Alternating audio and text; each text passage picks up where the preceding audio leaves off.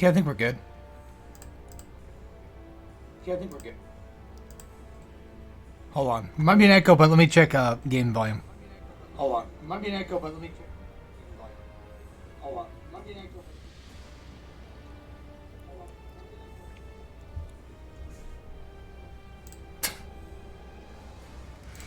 I hate that echo so much. Alright, I'm going to turn up the game volume a hair. Actually, let's check to make sure it's actually synced, first of all. Check to make sure it's actually synced. Shit. Alright. Load, new, load, new, load, new. Yeah, it's synced up. Alright, that takes care of that. OBS is open. Actually, I'll turn down the volume just a smidge. Stream chat's open. I think we're good to go. I'm just gonna start. Spartan hard. Make sure I'm doing God, because you know my brain likes to do that. Hero, Spartan, God.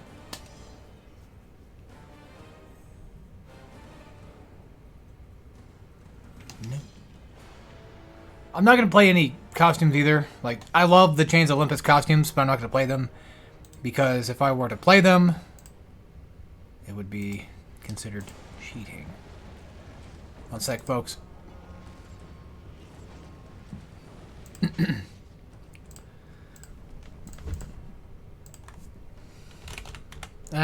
gives a fuck? I was gonna say I was streaming on whatever site.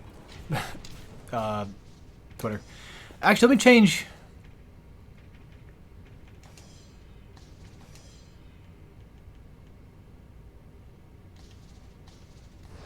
Oof, that's big. But that'll look better in post, though. It'll look way better.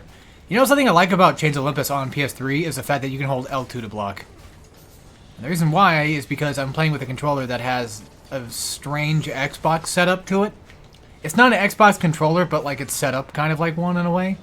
It has like the L2 and R2s that are kind of more like trigger buttons.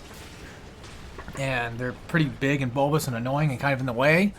And it almost kind of forces my hand to use L2 and R2 for those methods. So I do have another PS3 controller. I have like a DualShock, like a regular DualShock one, like just not 6-axis. And the gosh dang thing is squeaky as hell. So I haven't fixed it yet. This always used to be one of my favorite songs of classic God of Wars here. Actually, funny enough, this is probably the one and possibly even the most original song this game has. But yeah, when it comes to Chains, I kind of want to talk about Chains just a little bit. I got it for my birthday, my 15th birthday, and it was awesome. And I loved it ever since. I still love this game. I think it's really good.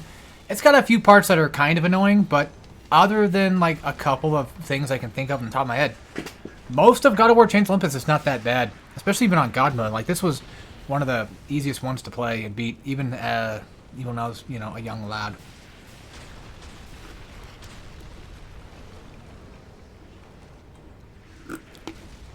Don't mind me, I got me a straw shake. I have a strange tendency to get strawberry shakes, or shakes in general, whenever I'm doing a stream, and I don't know why that has been a thing, a constant. But yeah, I've actually done this game already on my other channel. As in, like, I'm currently now still doing a guide of it, so if you guys are curious, you can go check out Hardcoreing Guides on YouTube, and then you can find my amazing content of me playing this game on God mode. Which, by the way, that reminds me, am I actually on God mode? Well, it probably won't tell me anyway.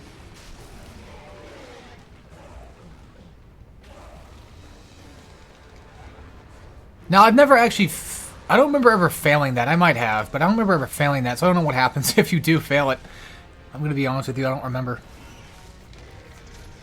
So this is the Basilisk. He's actually one of my favorite enemies. One of my favorite bosses of all of God of War.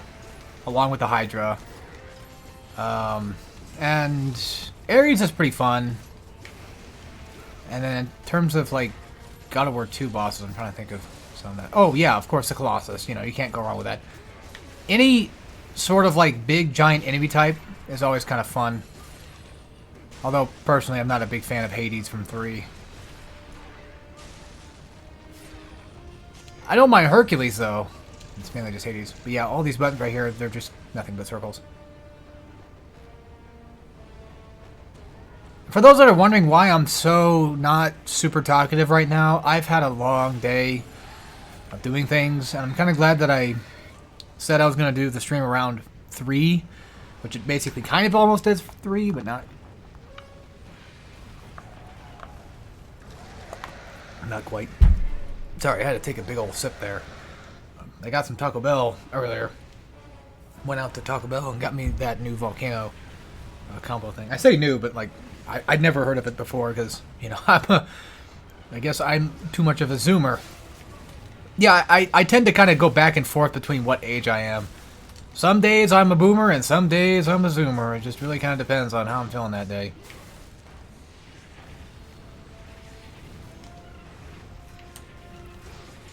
But, yeah, I never really heard of it until recently, and then I was like, oh, you know, I saw Review Bra doing it, so that shows my age, I guess. And he was like, yeah, that's pretty alright.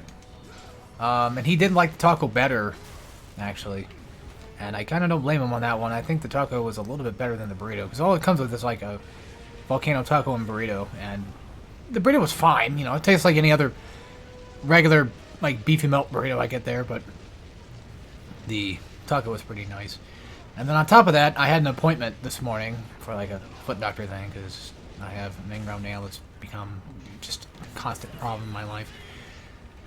And they're going to give me a prescription thing to take care of the infection first.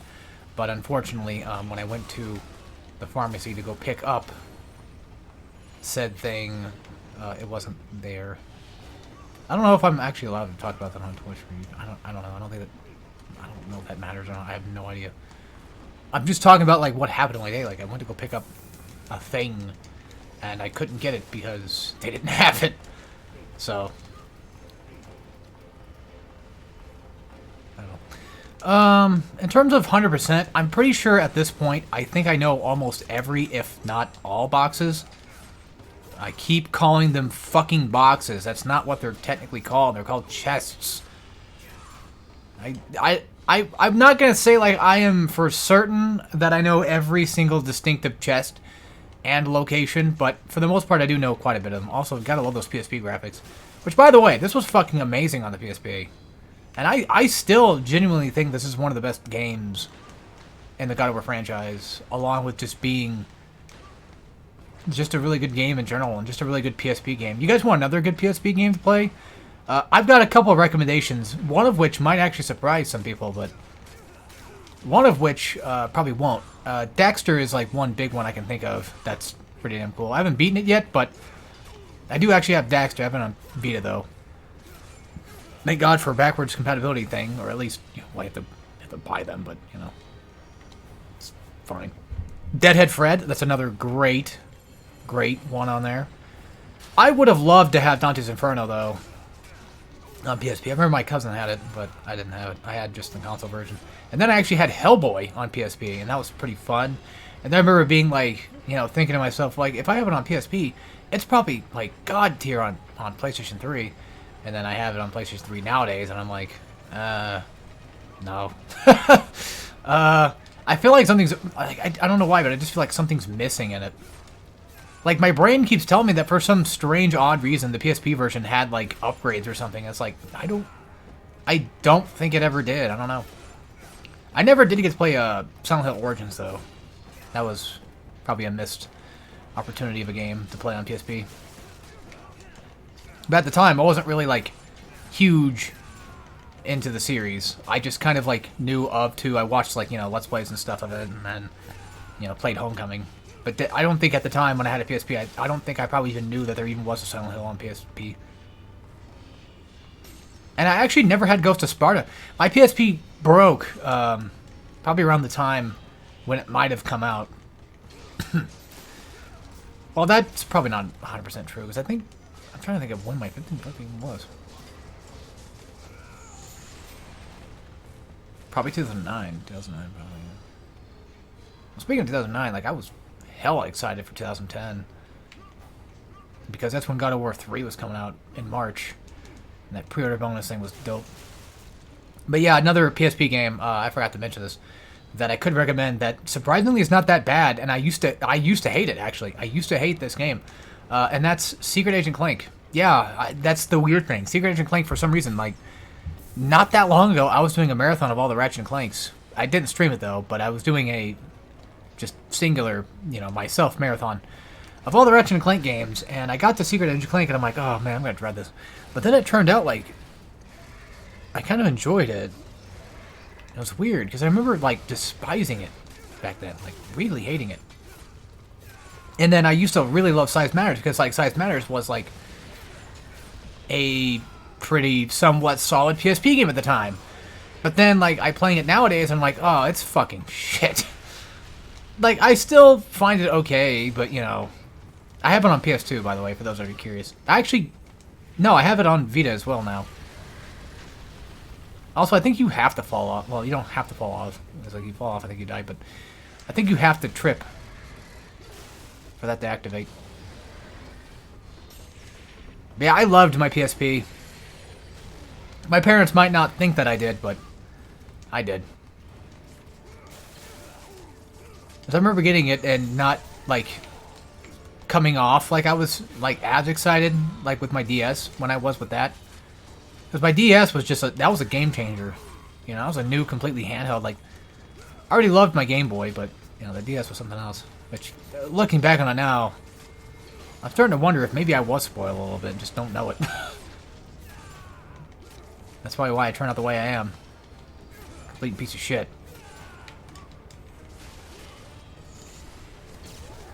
To everybody and everything around me.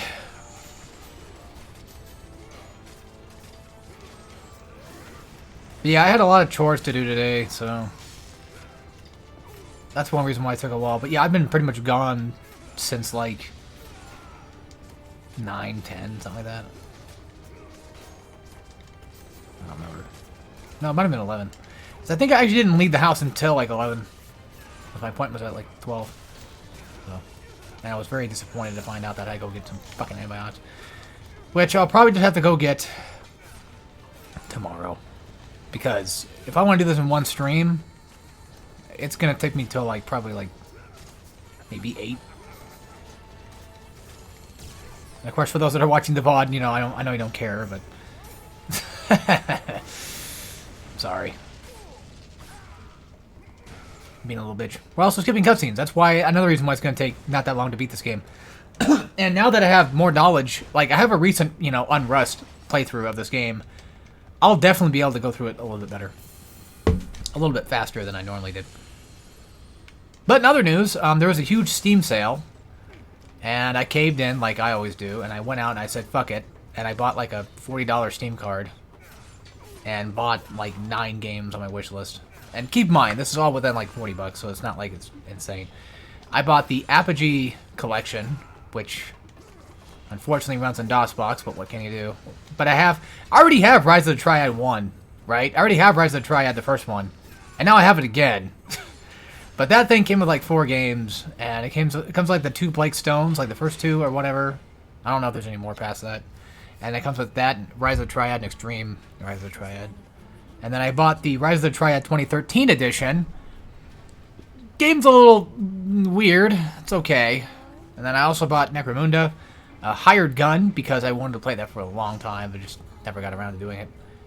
Not too big of a fan. I bought the first 2, I think, Hexens. I think it was, or Heretics. I don't remember which one I bought. I think it was Hexen. Should have bought Quake. I'm gonna think of it, but it's fine. Bought a couple of those. And then bought Daikatana.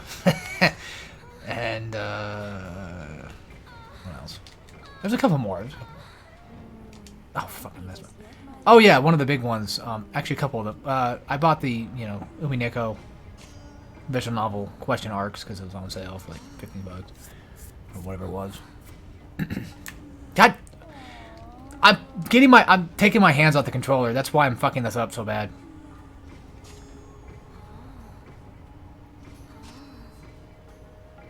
I'm also tired as shit, so I'm not really paying that much attention, to be honest with you. I kind of want to talk more about what I did than have sex. Yeah, I didn't play the visual novel yet. I just have it because I want to, you know, get into it. I have my interest. Anyway, and then the big one that I bought was, like, for $3, was Dawn of War, the Warhammer game. Both Necromunda and that were Warhammer, of course. And I absolutely love it. I think it's quite fun and enjoyable. And then, in other recent news, I did actually buy the Pikmin bundles, and I love Pikmin 2. So that also came out for Switch. I also bought that. Like, I have the extra little bit of money to spend around, so it's fine. I know what I'm doing. I usually don't buy things unless they're on sale, typically, but this was one of those cases of, like, well, the Pikmin bundle comes out, you know, on that day of the Direct, so I'm gonna buy it, you know. I'm like, oh, fuck. Alright, something I'm curious about, because this has been pissing me off. So, there's a chest that you can get later, whenever you move the thing into the appropriate position. However, exactly which position it's at, you know, oh, it's gotta be that one. Because I was doing this in my, my guide for it, and I messed it up. But I could have sworn that it was this. It has to be that one. It looked like it broke. Don't mind my ticks. I have weird ticks. I'm getting those again. So if you hear me make noises or hear me do something weird, then that's why.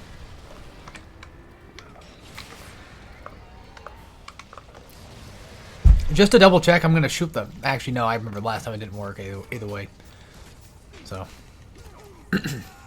Actually, funny enough, speaking of streams, I was considering streaming yesterday, because I also, I know I bought a lot of games this week. I actually got to think of it. I caved in and I bought Signalis, and I love it. And on top of that, I actually, before that, I should say, I had Game Pass for like a month just to try it out, and Signalis was on there, and I'm like, oh, this is great. And I, you know, of course I got recommended it. And, you know, I got recommended to play it, and then I tried it out, and then... I'm not sure if it's okay to say who recommended it, just out of... I mean, you know, if they want to comment, that's fine, of course. I don't want to put anybody in a position where they're like, oh, well, you know, give me the name of the person that told you. It just feels awkward. I don't want to be that guy, but let's just say, like, you know... a chatter, I could say that, recommended it. So thank you for that. You know who you are, of course. But yeah, you know, and then I played on Game Pass. I loved it, and I thought it was really cool. And then I decided to spend the $15 on it. So I was actually going to buy Persona 4 Golden, because it was also on sale on, you know, PlayStation. And then I didn't, because I already have it on PC. I have Golden on PC. I already have the Vita version as well. So if I really want the trophies that bad, I just go get them, but I'm not really trophy whoring anymore these days. I buy a lot of games, let's just say that. I have problems.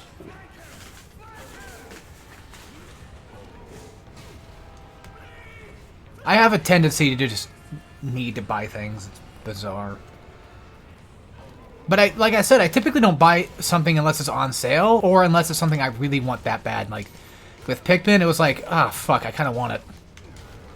Because I actually have Pikmin 1, but I don't have Pikmin 2 anywhere. And surprisingly enough, I actually did find a copy of the Wii version of 2. But I didn't pick it up because I was going to get something else. I forget what it was, but actually, I don't think it was anything. I think I remember going to that game store, and then like my brother got something, but I didn't. I took him there mainly because there were SMT games. And I could have... I thought that maybe there was some left over. But somebody bought almost all of them except for, like, the Raidou games, the 2 Raidou games. And then, Strange Journey. And so he got his hands on Strange Journey. Lucky bastard's got a physical copy of it. I could have also had a physical copy of Devil Survivor, but I chose not to because that was, like, $99. And I'm like, no. Not spending $90 fucking dollars on Devil Survivor. Like, I haven't actually played it yet. I do actually have the Devil Survivors 1 and 2 digitally on 3DS because when Nintendo was shutting everything down, I was like, you know, hog wild, like, I gotta fucking buy all this shit now. And then the one game I didn't buy was, because, you know, I have a huge thing for Metroid stuff. Most people might not know that or not, but still, I have a big thing for Metroid, and I want to at least have almost all the games. I don't have to have every single last one of them, but, you know. Because, in all technicality, there is actually another game out there. It's technically a game case, but it's Wind Waker and Metroid Prime 1 in one case. And it's like, that's like $4,000 some for that fucking thing. Like, I'm not spending that just for a rare copy of a Metroid game. Like, that's bollocks. I just want to have at least the ability to play the game. And I have, I think, relatively most, if not all of them, technically speaking. Not all of them are, like, physical, of course, but a lot of them are digital. Like, physically, like, you know, I actually do own them, you know, it's not one of those, like, oh, Nintendo Switch Online things. Like, no, I do actually have the NES Metroid 1 on Wii U, because I was the only person who bought a Wii U. I'm kidding. I should have done what my friend did and bought, like, a fucking 32 gig one, that black one. But I had bought the white one for, like, 2 fucking gigs. I don't remember how, it was like 16 gigs, I think. I don't remember. I want to say it was 16. Funny story about this little chest right here. In all my playthroughs back then when I was younger, I never knew about that even being a thing. I never tried that at all. Only to find out that my sister, I was watching her play my copy, and, you know, for some reason, her and my brother, well, these are my other siblings on my other side of the family. Her and my brother liked to play my PSP for some reason or not. But they liked Size Matters and they liked Chains. But I let him play Chains, and I think I was watching her play it, and I'm like, how the fuck did you get that chest? And then she's like, you just do the thing with the arrow. I'm like, what the fuck? Like, I never knew that. And then I haven't spoken to her since. I'm kidding. That's half true and half lie. Because we were really young at the time. And the last time I think I talked to her at all was like 2-3 years ago. Oh. The screen looks fine. Nothing broke. I just kicked my thing on accident, so hope it's fine. And no, it's not. We didn't stop talking because of petty reasons. Just, well, actually, it's more so petty things on other people's sides of things, and not necessarily what I would consider mine. I didn't do it because of Chains. That's ridiculous. It's just somehow, like, the thing is, like, they don't have any good contact, and they change their fucking phone numbers all the time, so I just lose out on them, and then my father disappeared, so, yeah. Normally I don't mind talking about personal things, but, I don't know, this is one of those things, like, I feel like I probably shouldn't talk about. Just because I don't want to look like a douchebag. You know, I don't want to come off like a whiny little turd that's crying about things that I don't have control over. For the most part. I also tend to just kind of, like, whenever I'm streaming, I tend to just kind of just let things go. I tend to kind of just vent shit, I guess, on accident. So just ignore that.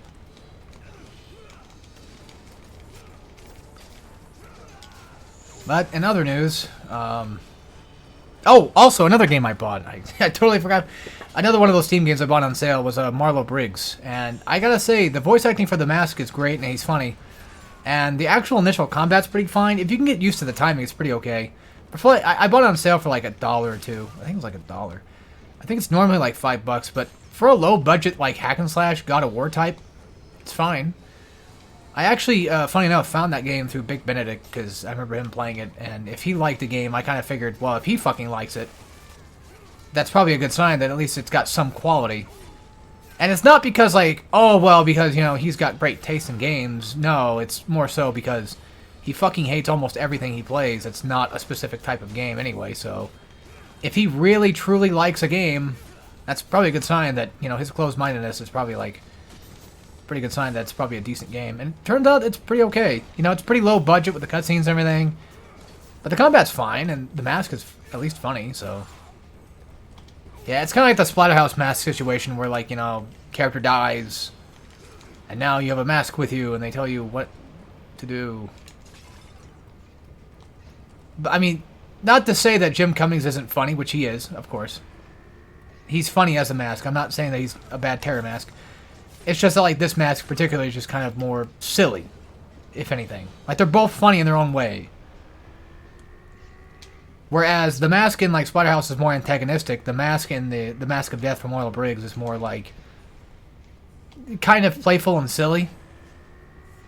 Like, clearly he definitely probably comes from some sort of, like, violent god or something. I would guess he probably was before. From all the stories that he was telling, but, you know. I don't know.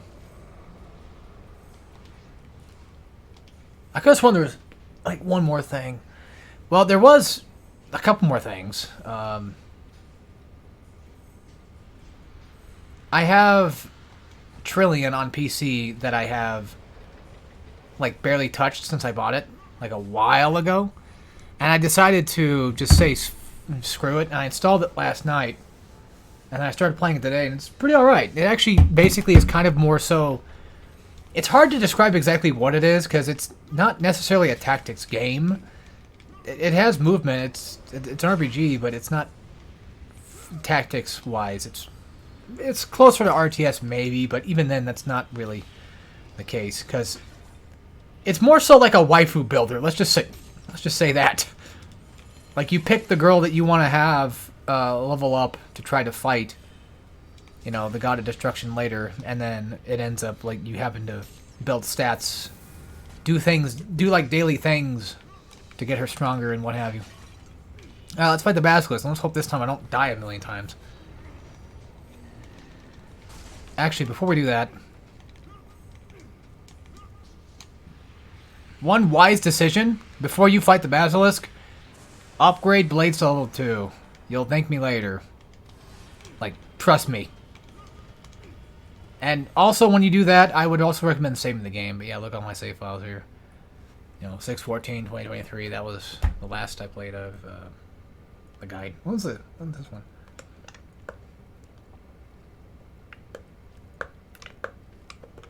Damn.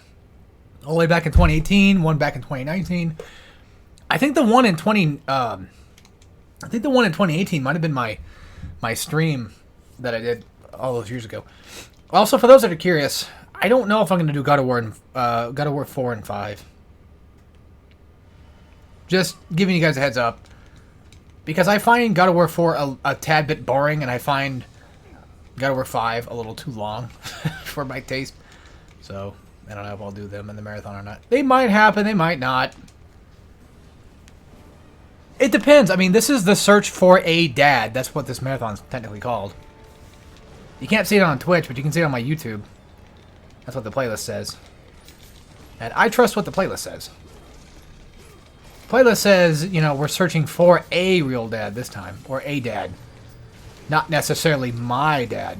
Last time it was looking for my dad. And, well, we couldn't find him. Or at least we probably did, but then he took off again. I fucked up. You do not want to do... No, stop! Okay. You don't want to do grounded, square. Cyclone. You don't want to do grounded cyclone. Also, make sure you dodge, I was gonna say, do the dodge roll and then hit square while you do it, because it will save you so much trouble of not getting hit, because this fire shit's just whacked anyway. The only reason why I typically tend to die so often to this fucking boss fight is because of that shit. And the thing is, like, this is not even really that hard of a boss fight. It's just that one specific moment of him throwing fire out that kills me every time.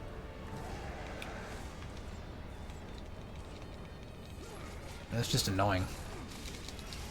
But yeah, now we need to actually find a dad that's capable of being a dad, I guess. So this marathon's all about, baby. But yeah, something wrong with Chains of Olympus is, like, I tend to kind of... I don't know if it's, like, the game itself or maybe it's just my own skill issue, but I tend to, like, hit buttons that don't need to be hit. Oh, this is a rare occurrence. It actually happened in my playthrough. But if you actually do have that happen, it gives you, I would say, probably like a freebie. Yeah, just dodge roll, like, upwards and every once in a while dodge to like the left or right. That's something I probably should have talked about in my guide, but I didn't really realize that that's the way to go about it, kind of. But if you kind of like zigzag your way through there, it kind of works some of the time. But if you can't zigzag, then at least just, you know, do that whole thing with the dodge roll into hitting square multiple times, like the fast dodge rolls. If you do that, it at least keeps you somewhat safe. Yeah, this is actually still one of my favorite bosses, though, of all the God of Wars. And again, back to God of War 3, I'd say, if anything, probably Hercules is probably, like, the closest boss fight I can consider really fun. I mean, Zeus is fine, but, like, I can't think of it that much in God of War 3 that really gets me excited. Because, like, honestly, with the Titans, like, you don't really fight them. You kind of just do, like, battle stuff with them. Like Kronos, for example, you just kind of just kill. So, it's not really much of a boss fight. There we go. Last phase, and he's down. I did that much faster than I did my guide. But yeah, I need to let go of block. Oof. A little more often. But yeah, this segment right here, I'm not gonna lie, I'm not even sure if it's actually like timed. Like, I don't know if he goes in for like the fireball strike at a specific time or not. I've never really tested this stuff out very much, if you can't tell. And here we go. Some of the things that bugs the shit out of me the most in God of War Chains, and that's the unskippable cutscenes, even though we have cutscenes to watch. Also, the voice actress for Gaia is great, and it's just awesome hearing her in like almost every game. That's something that I would consider is kind of missing about like the new God of Wars.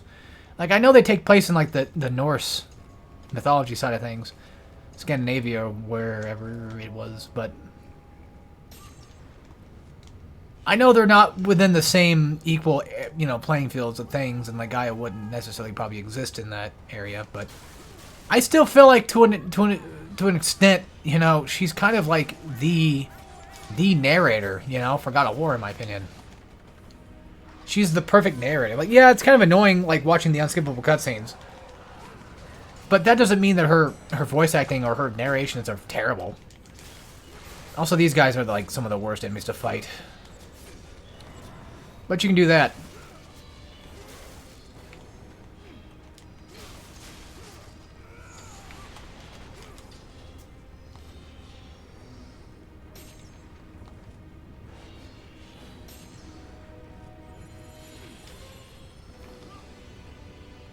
Okay.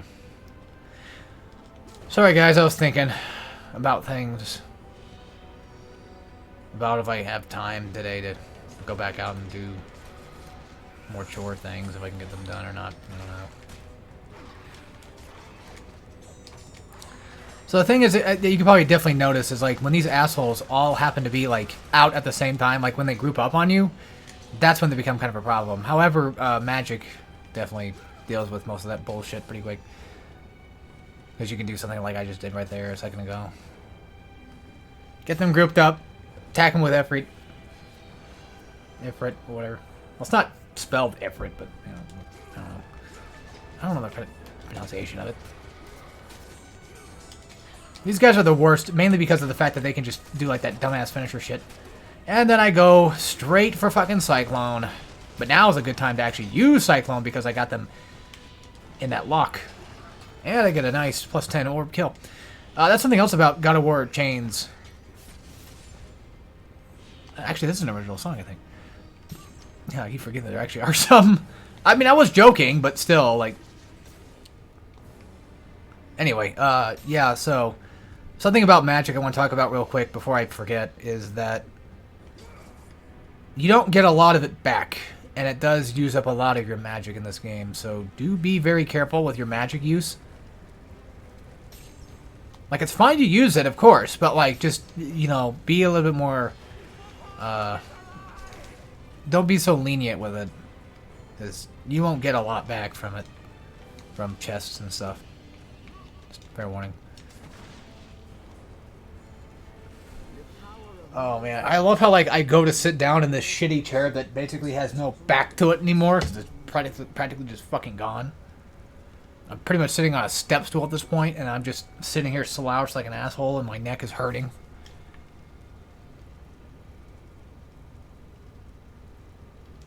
I've been actually trying to fix my posture, though. I wish my brother would, but I should tell him how to. Because there's like a way to kind of like somewhat fix it, I guess. Okay, so this next section is going to spawn a couple of Gorgons. I'm going to show you guys how to deal with some of that bullshit. Now, if you do happen to get the fence thing, the gate pushed down that blocks off all the fog area and blocks off, you know, the Gorgons from coming through, like that little lever right here to the right. If you can hit that before you die, you can actually technically once it's knocked down, if there's a Gorgon in the vicinity, you can die and then they'll still go through.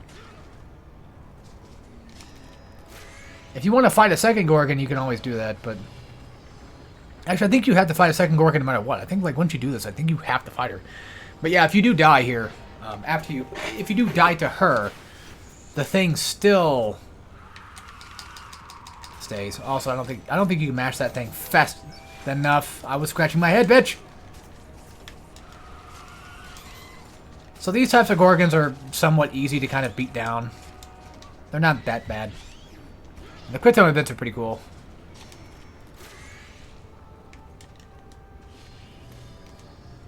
Oh yeah, we have to go take out the arrow guys. So talk about one of the worst enemy types. And they're right here, actually. These guys do die in one grab hit, though. But I want the extra combos, and I want the extra 10 orbs. So that's kind of why it's going to take me a while to... or why I'm doing that in the first place. Why I'm doing the whole grab thing on them. Get off that. Kratos. Alright. Yeah, I need the health, but... If I needed magic, then yeah, sure, I'll take it. But I don't need the health that bad.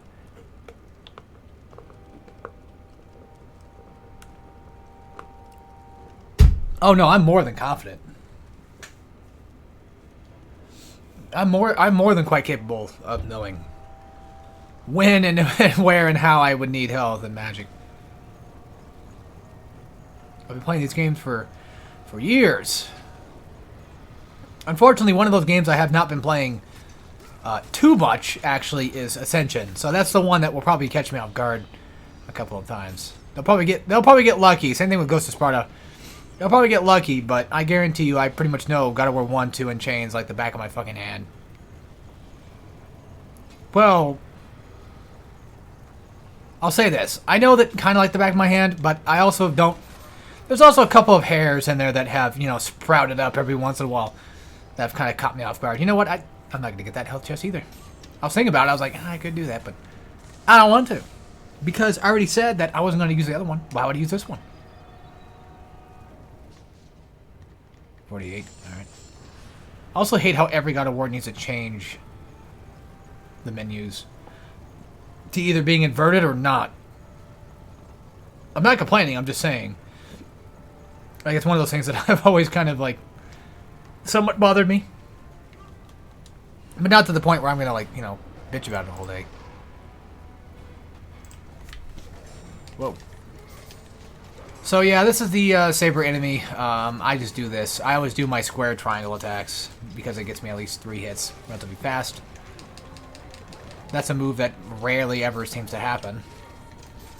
But yeah, if you just keep doing like square, triangle, square, and then block, he'll eventually die. And then you can dodge the pounce. That is still an attack that does do, I think, like very little damage. That's still something that you probably shouldn't want to get hit by. But, you know, if you do get hit by it, then just keep in mind that it probably won't fully kill you. So, yeah.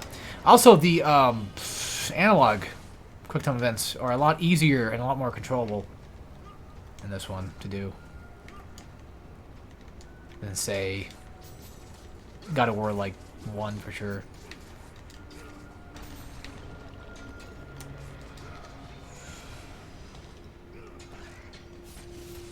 I just want them dead. I don't care how they die. God damn, my neck is hurting. Why? It's gonna be like this all day, isn't it? Alright, to my least favorite level of God of War Chains. It became clear that the task ahead was more than he could desire. Once again, the strange, lingering Oh, man. heard through the black fog of Morpheus, haunted. So fucking thing. I also bought plant killer stuff too, because I have some shrubs that were growing on the side of my yard. And I cut them down a bit, and now they're fucking growing back. So now I'm getting pissed off. Gotta go back out there and fucking recut them. Well, I want to uproot them, and I tried to, but like, these motherfuckers are just in there. Here's something else you can do, these little turds.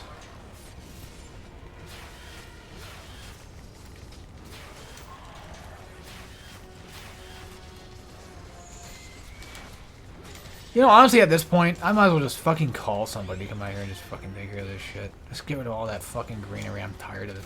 It's fucking annoying. It's ugly. Just gets in the way of mowing. They get big, man. Shrubs get big.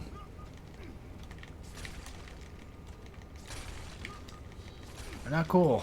Like, I'm not really much of like a lawn care type guy. Like, I don't give a fuck. But, you know, when you have to be forced to mow and then be forced to take care of shit, then like, yeah, then it becomes kind of a problem. Also, there's no reason to go towards those stairs, so I don't think the chests can be gotten, grabbed, whatever. I don't think you can get them, essentially, is what I'm trying to say. But you can, however, get these ones. So, there's there's one at each side.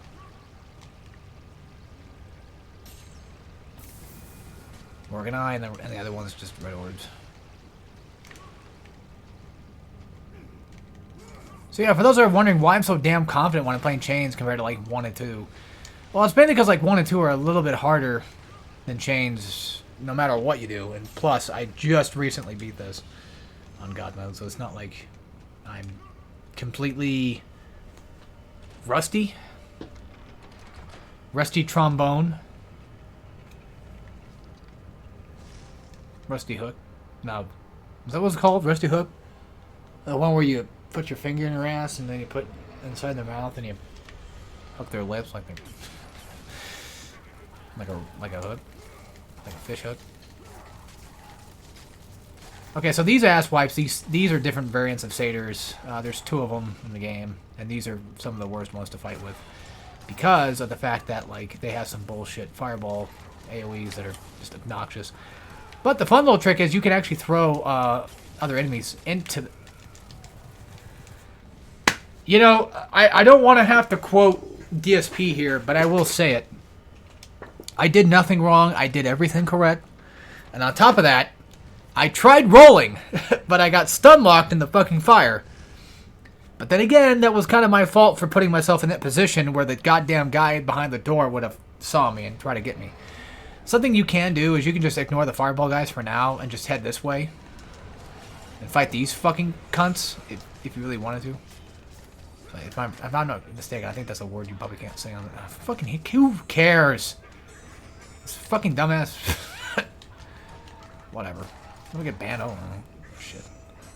Just fucking do it on YouTube.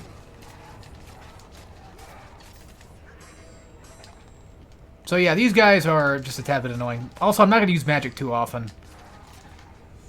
I don't know, I just don't feel like there's really a point. However, I'm getting a little bit, my clocks are getting a little cleaned right now.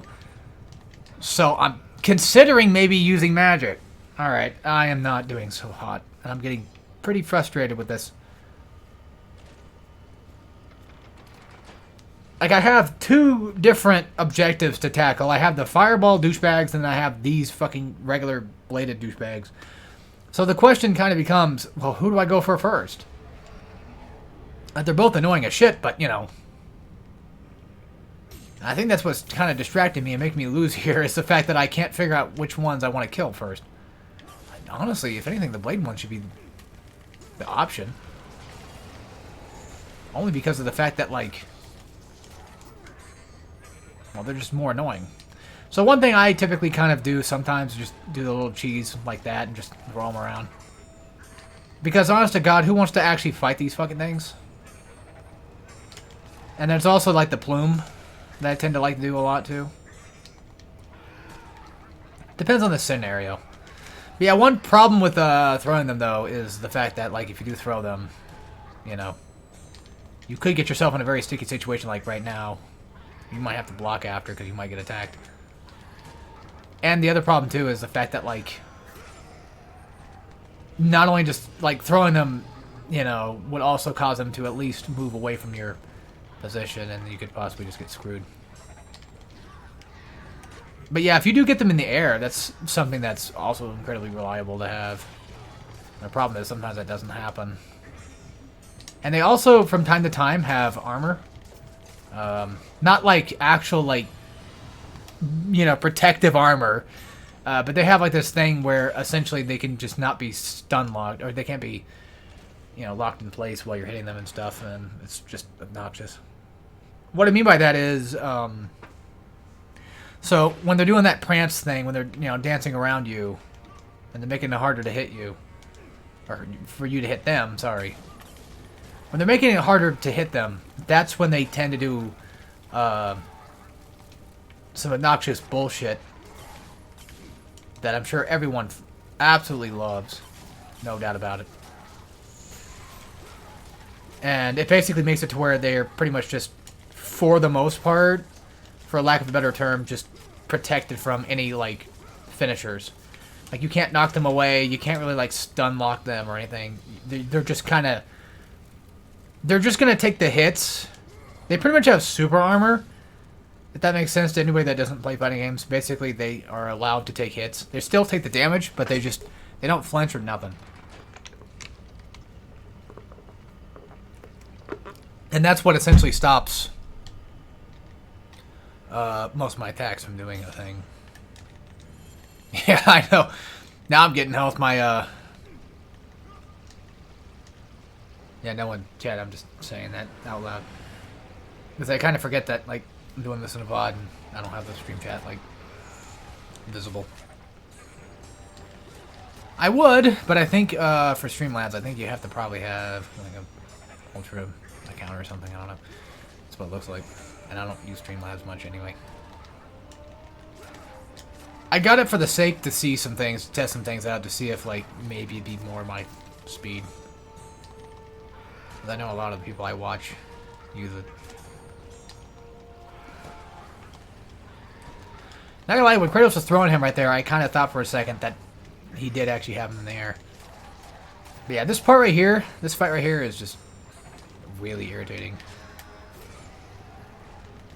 Yeah, something else to kind of talk about, like, I know I'm not particularly using magic myself very much, and it's mostly just because, like, I just don't want to.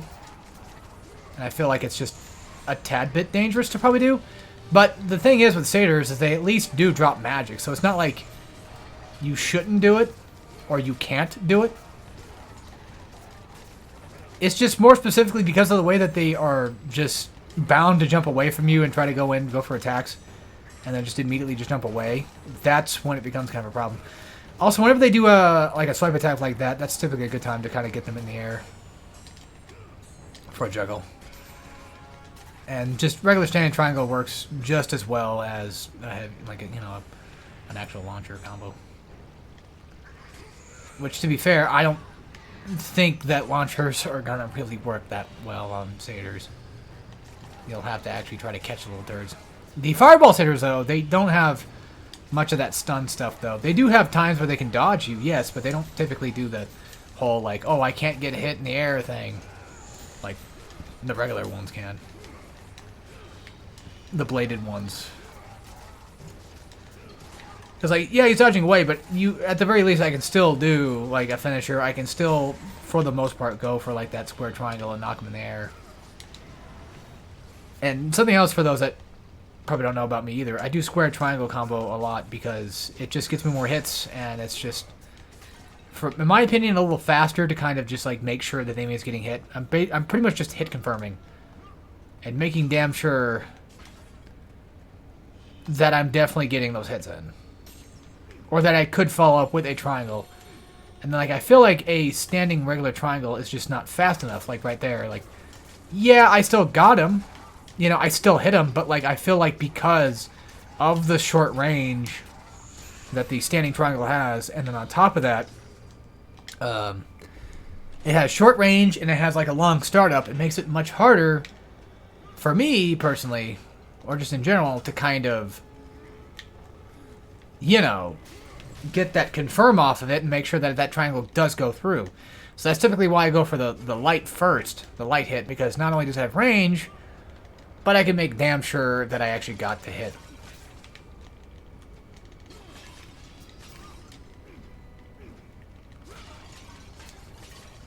Oh yeah, I forgot this one I just... it's going to be painful when we're underwater and then open all the fucking chests again. Ugh. Something I like to do with these vases here is just do this. Doesn't work all the time. Doesn't always hit every single one of them, but... You know,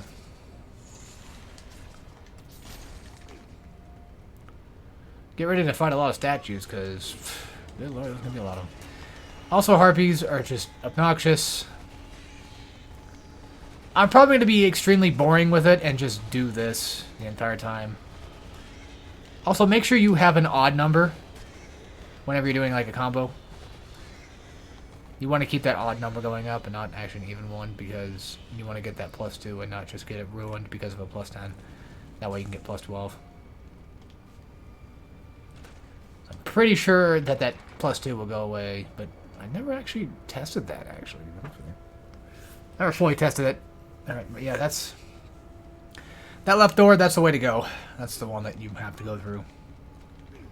However, you have to go through both doors, actually, because, well, the other one is a lever room. Oh, let me bend back here. Oh, God. Woo. Sorry, my neck is just killing me. I don't know what's wrong with it. I've been moving and grooving like all day. That's probably what's wrong with me. Been out and about. Alright, now time to fight the sun guys. And sometimes I call them sundials because of the thing on their head, and they use sun powers. And I also call the shield a sundial. It's fucking bizarre. I don't know why I do. So these guys, they can be knocked in the air, but they're a lot more harder to get in the air. If you do get a plume, I think it's an absolute, like, 100% for certain that they're going to get knocked in the air. Also, be careful of that circle move, the quick time event with them. It's really fast. It's a lot faster than what it tends to kind of look like it is.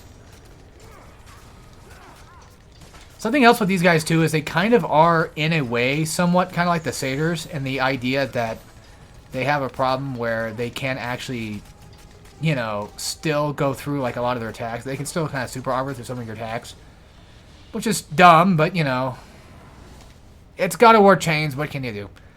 Still a great game, though, not gonna lie.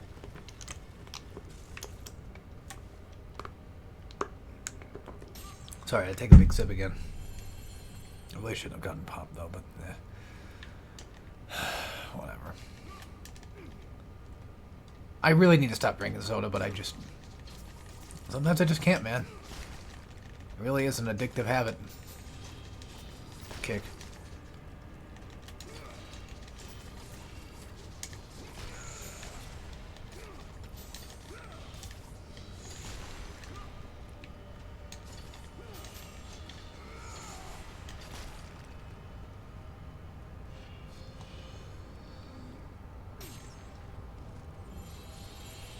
Alright. Now time for a room I'm not really too big and fond of. I don't think I for this one too much. I don't mind the elevator sequence. It's just like the rooms are just so fucking big and they had to put like a vase on both ends and it just kills my OCD.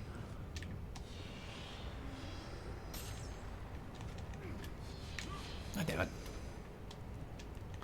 God damn it. Just break the fucking thing, please. Also, once you're on the elevator, I think it's one of checkpoints. Maybe.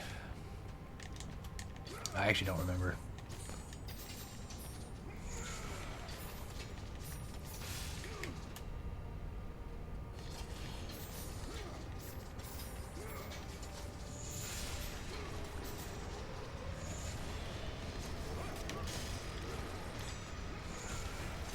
But yeah, something else about these guys too, like on this elevator sequence, is you can't actually knock them off. Well, it's a lot harder to kind of pull off than it looks. But if they're spawning, you can actually like hit them while they're spawning, and you can essentially get them to get fudged over. Also, iframes for dodge rolls is just insane in this game too. Something else to kind of keep in mind if you're curious.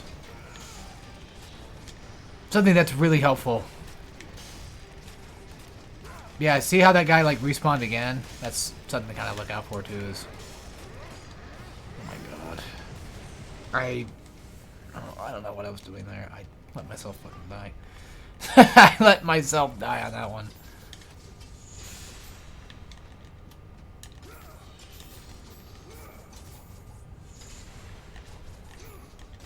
See if I can do it. Now I think they spawn in like random places. Like it's kind of hard to make them spawn exactly where I want them to spawn, but at the very least, you can theoretically get away with it.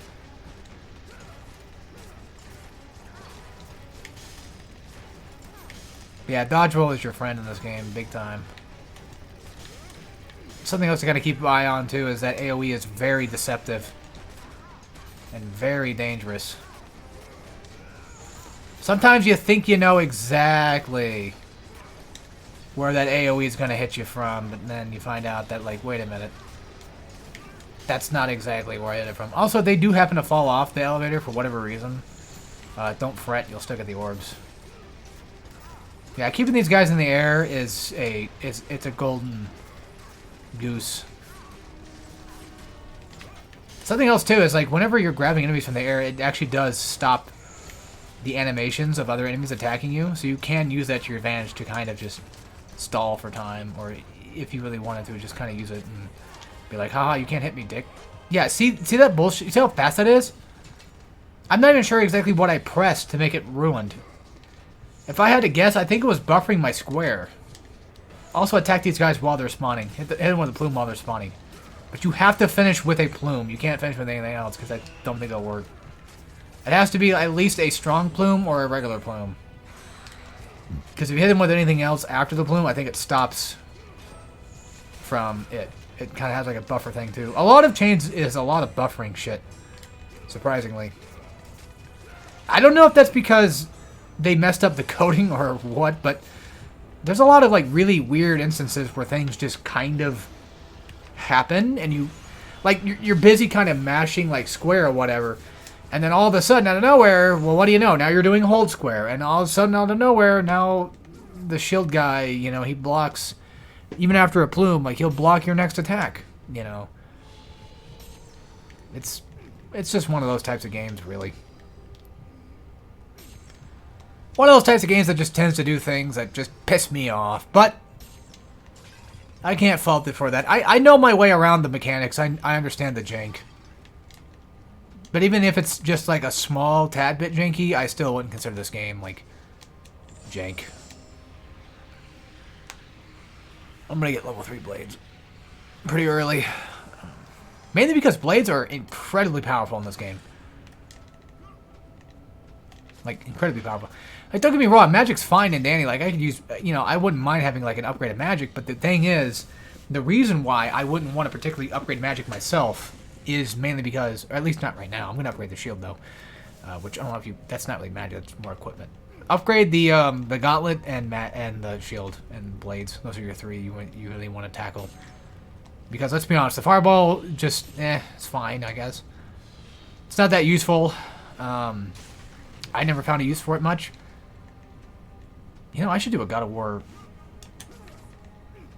tier list thing, or some sort of thing.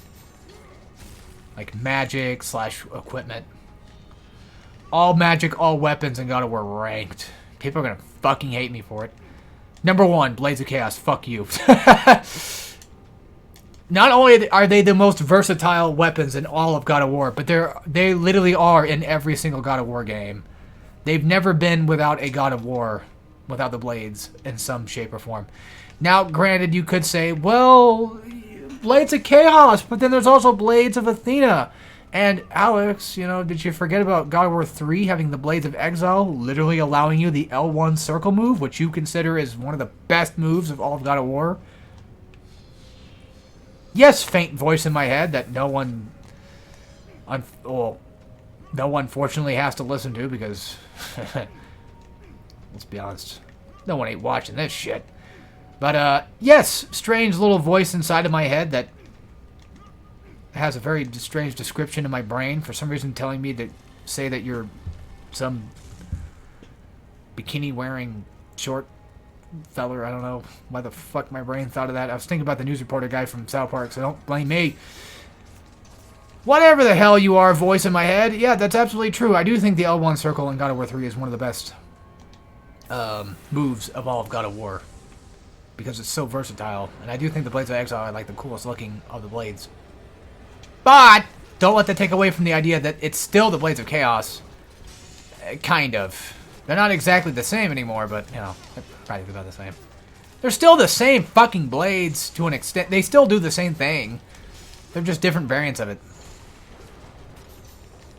That's like saying, like, okay, to be fair, Alistair and Rebellion are two different weapons, technically speaking. And God of War, or Devil May Cry.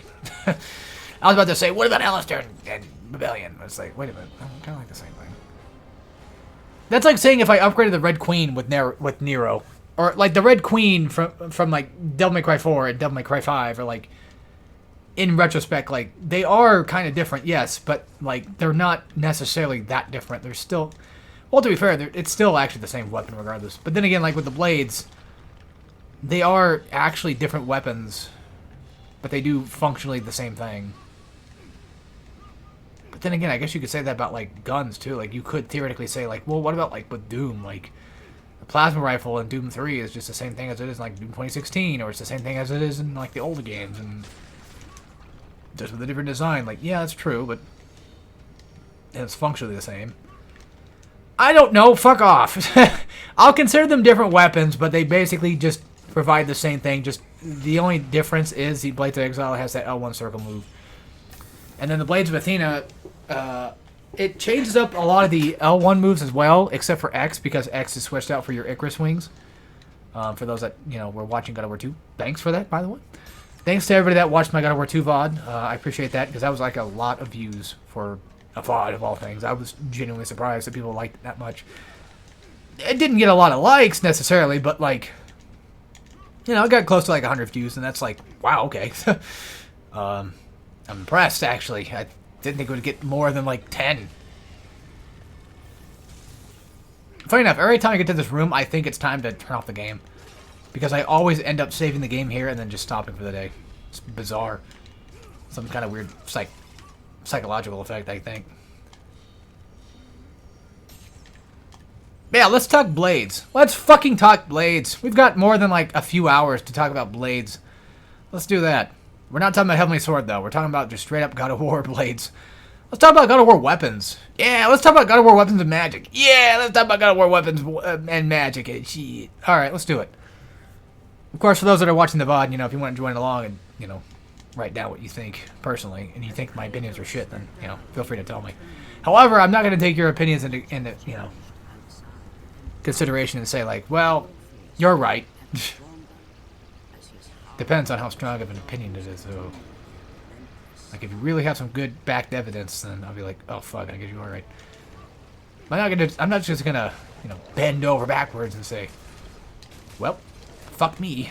Although, knowing me in the future, I probably will bend over backwards like a pussy, but not right now. Anyway, so let's talk about the Blades of Chaos. How crazy and good are the Blades of Chaos? Well, they're excellent. But there are some drawbacks. The Cyclone of Chaos is kind of weak in God of War 1. I wouldn't say like it's incredibly like the worst. It's not the worst thing ever, but either way, well, Blades on their own, really good. But in terms of like the blade moves that you get, like the R1 one, like the one where you dash, you shoulder dash into somebody and then you can hit the blade twice.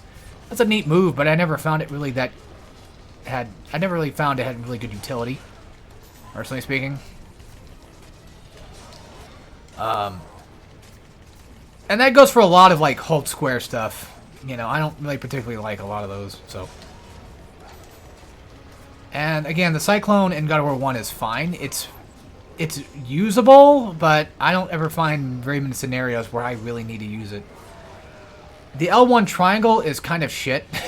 Unless you're in the air, I kind of find it pretty good, but I don't know. I find the L1 triangle in God of War 1 just a little bit worse than a lot of the L1 triangles in, say, this one, for instance. Or God of War 2, I mean. But the L1 circle is just miserable, except for the aerial version of it. I think the aerial version is a much better one because you can at least charge in the air and get some decent damage off it. I'm not sure if it does different damage if you're on the ground or the air, but I always kind of assume that maybe it does. But that benefit of having like the ability to kind of just be protected from the air while you're charging it up is pretty good. And then L1 and X is excellent, not only as a ground option, but also as an aerial option. It's insane too. And something I kind of forgot about until I watched it, you know somebody speedrunning God of War 1. Was actually the fact that you can grab Minotaurs in the air, and I kind of forgot that was even a thing you could do. Oops. So that's something else, you know, too, is you definitely want to get a lot of enemies in the air in God of War 1 if you can go for it, because it's pretty damaging. Now, as for Poseidon's Rage, I mean, that's a given. I fucking love that thing. That thing's like a goddamn, you know, 10 out of 10. You know, mwah, chef's kiss.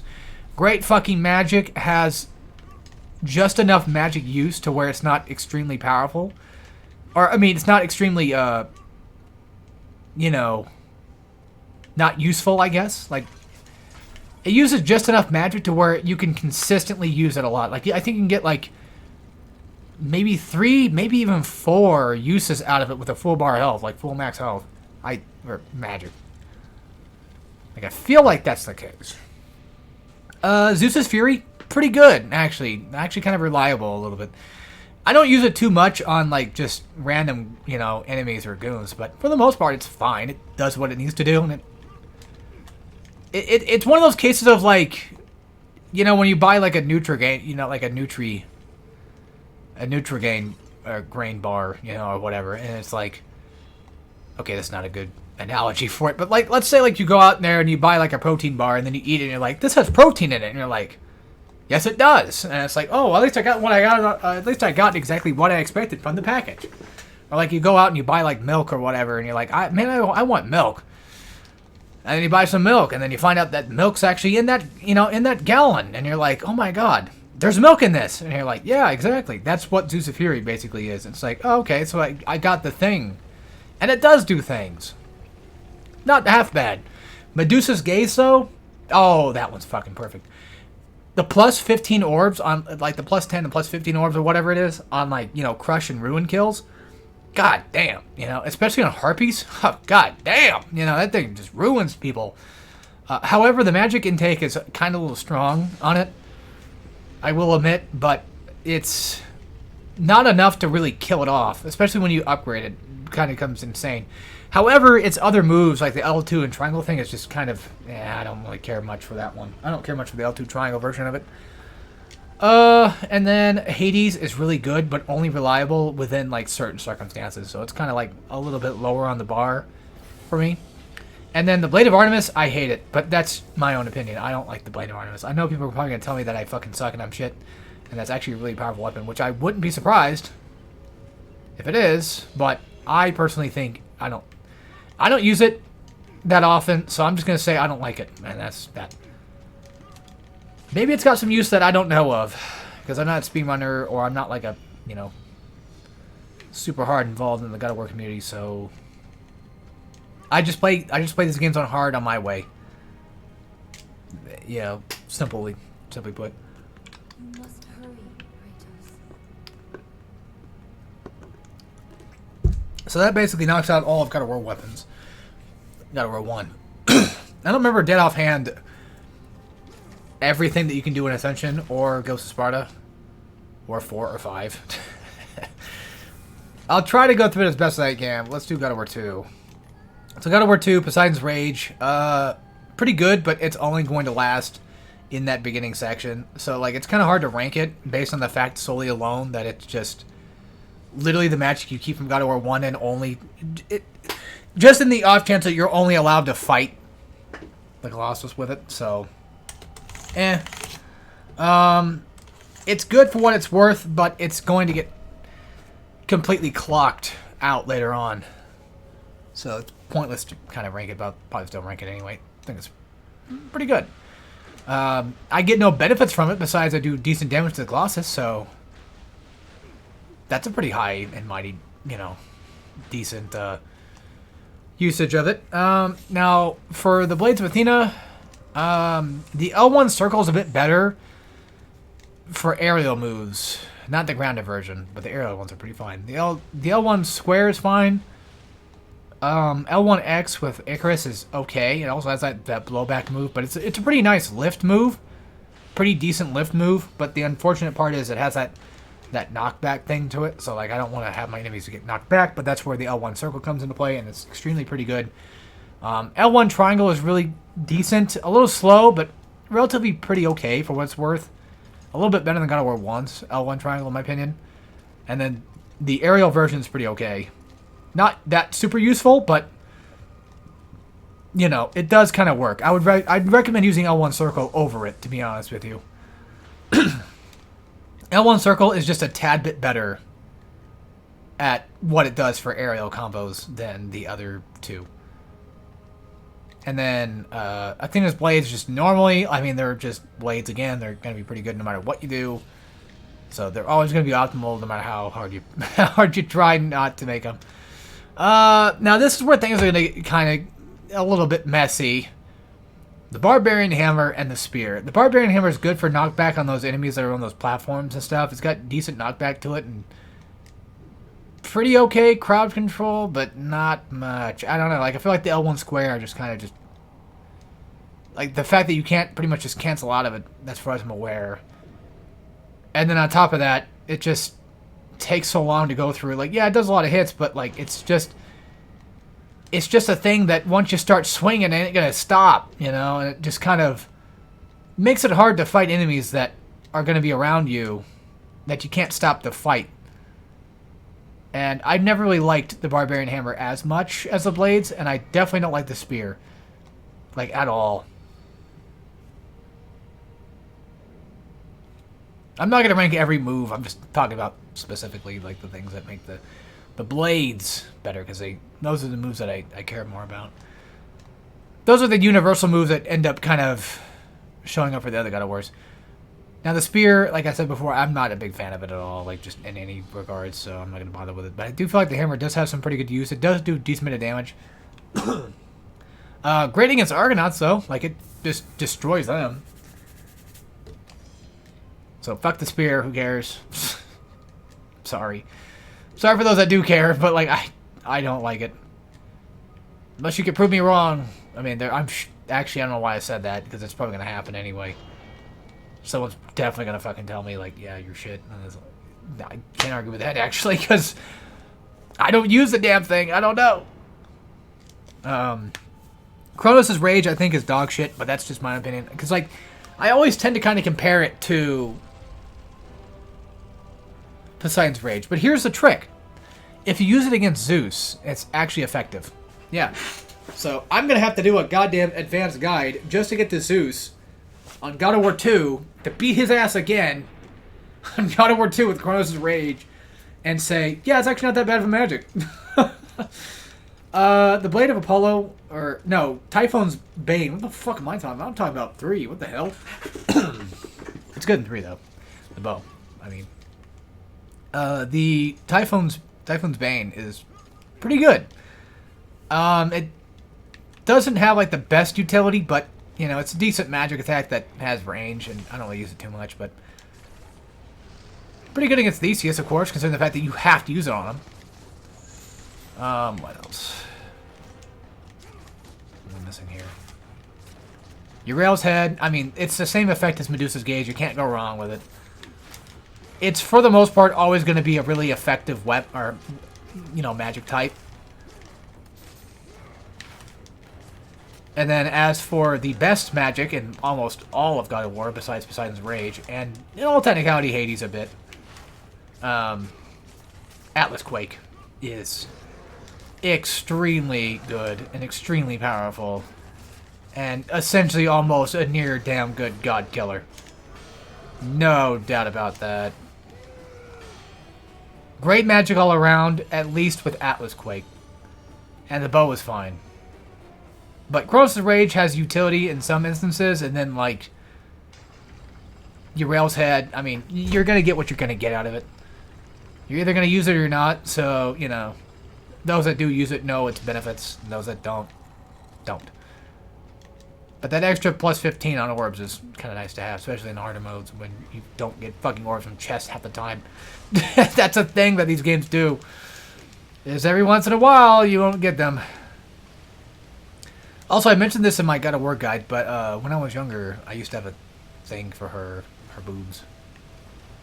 I used to just, you know, go in the bathroom, lock myself in there for a bit, and like, because I think you could pause God of War cutscenes. If I remember correctly, I think you could pause the game during those cutscenes and just look at tits, and I'm like, oh, titties. Yeah, back when I was like strongly into titties. But now it's like titties are kind of like, you know, I don't mind titties a little bit, but like I'm not gonna go primal for it. You know what I mean? I'm not gonna be like that crazy about it. No. I'm more of a butthole on the foot guy. You know what I mean? And in some cases, depending on how good it looks, a cock guy. And a pussy guy. Tits can be fine too, of course, but you know. And if you can get in the right light, you know, if you get some really nice, good-looking muscles, then that's also kind of hard to beat, too. Just being honest. Man or woman. Like, I saw a guy, you know, the other day, in my neighborhood, mowing his yard with the shirt off, and he had some nice boobies, and I was like, ah, fuck. Now I'm really gay. No! I thought I was gay before, but now it's really strong. Was my life just a lie?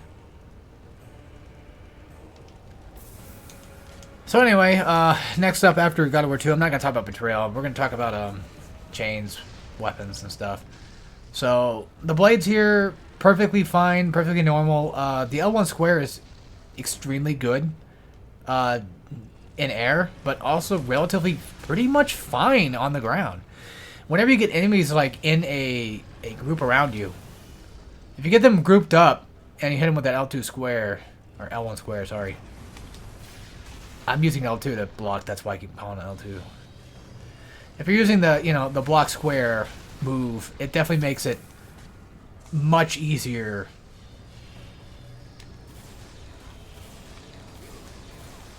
to get like a nice big combo from them and actually keep them somewhat stun locked. So it's pretty insane when you think about it that way. Efreet, pretty good magic attack. Actually, probably one of your best in God of War Chains in terms of like just pure damage and just usefulness. Not only does it knock enemies in the air at level 1, which is pretty fine to have, considering the fact that like you could use that for, you could really use that for these lower level enemies, especially with level 2 blades, and get that cyclone going. So that way you can kind of, you know, use that to your advantage. Something I do here, you don't have to do it, but I think it shaves like a couple of seconds off. Not like we're speed running, but hey. Efreet's fine. It's really good magic, especially at, you know, higher level. It's really strong. The shield, incredibly good, like just ungodly good. The parry system with it upgraded, fully upgraded, is fucking a blessing in disguise. You guys don't understand how great Helios Flash and offensive is. Well, the triangle one sucks, but like it's actually realistically the square one that I use more often. Let's get every level 2, I guess, and then we'll go for level 4 blades. 'Cause why not? Now, the Light of Dawn, I think, is complete dog shit, but that's just me. I never use it. It's just a waste of magic to me. I'd rather use it. I'd rather use Efreet and just get everybody kind of conjoined up in one singular spot than have to waste that magic trying to hit them from a distance. And that kind of goes for almost any God of War except for God of War 3. And I'll talk about that in a second. So, God of War 3 has a different type of system. It does have magic, but it also has another system of, like, utility. I forget exactly what it's called, but I always call it utility. Oh, that reminds me. I probably should talk about the other weapons and magic in this game. So, Charon, really good stun magic. Extremely good stun magic for late-ish game enemies, because that's when you get it. However, it's not incredibly, like, the most reliable thing, but fully upgraded, it does a decent amount of chain damage. So, nice chain stun, actually, more than damage. It's not the damage I care about. It's more so the stun. It's really good for group crowd control stuff. It's essentially like Kronos' Rage when it's upgraded. When you actually find out, like, Kronos' Rage is pretty damn good when you fucking play with the damn thing. Who would have guessed, right? Anyway, so that's pretty good. Let me see here.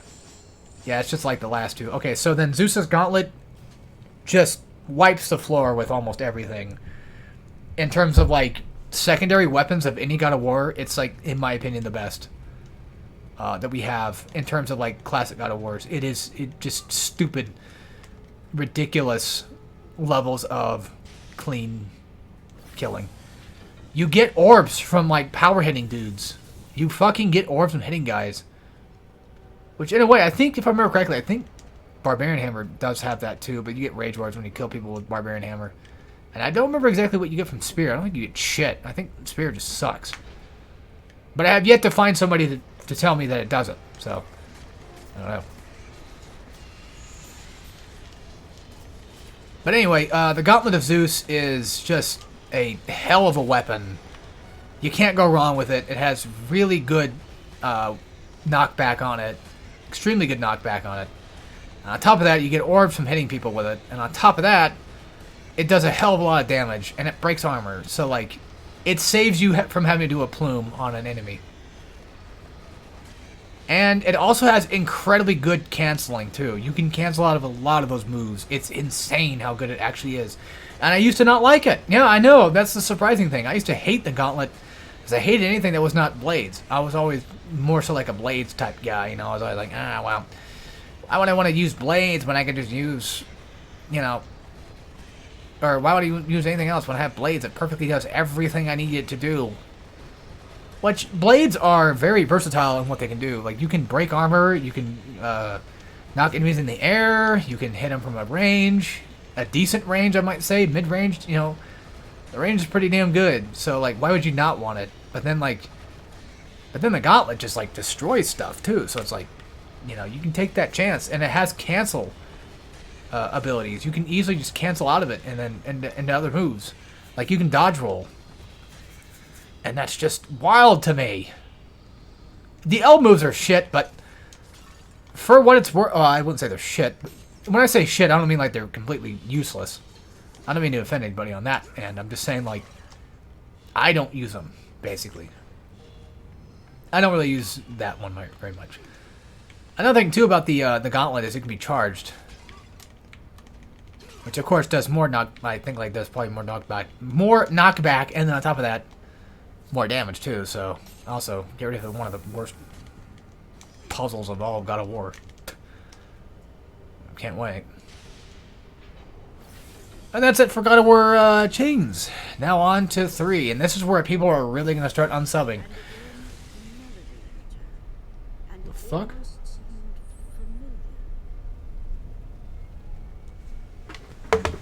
Hang on. Oh, I see.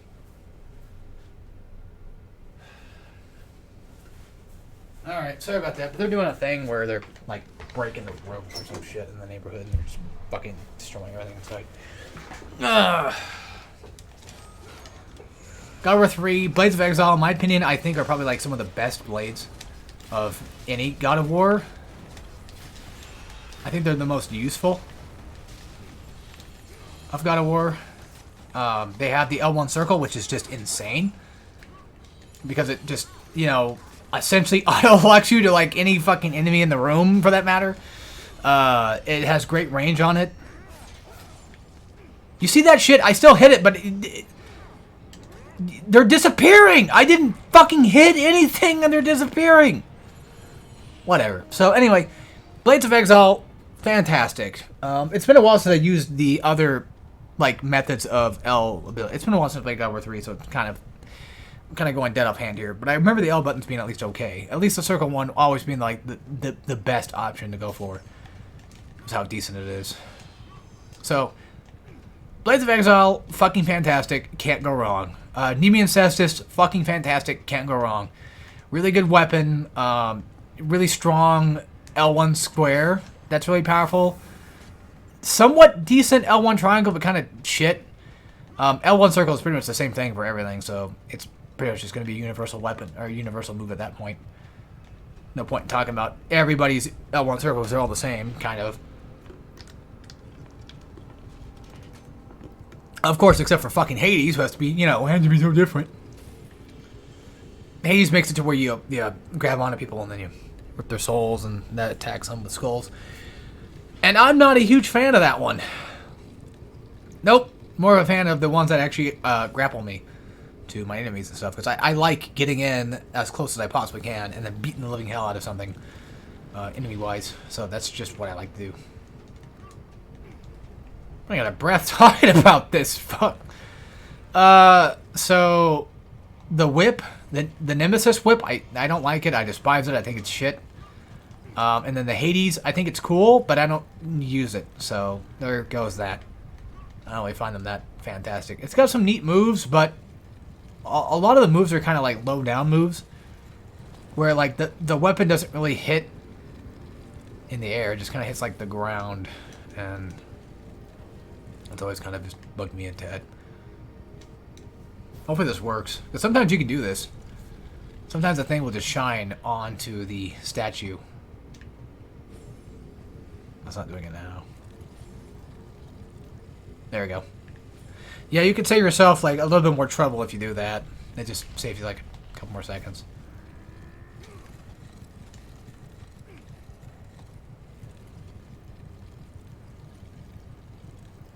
And then for magic, I don't remember everything, but I remember the Bow of Apollo being fantastic. Like, really good as strong utility weapon. And I can't remember the... Oh, yeah, there's the blade magic. Oh, I forgot about the Blade of Olympus in God of War 2. That's fine. I'm not a big fan of it, but it's alright. That's what it needs to do when it needs to do it, so no big deal. Also, instead of kicking this one all the way around to the other side, you could just... Well, I'm probably going to do that anyway. It's just pointless, regardless. You could always just leave that other statue that's facing the front and then kick it that way, but it's too late.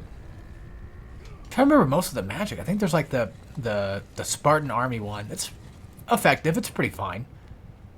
I wouldn't say it's bad by any means. I'm trying to remember the rest of the magic. I'm gonna forget. Just what about that fucking texture? Was it doing that? I don't know. And then when it comes to Ghost of Sparta, I don't remember.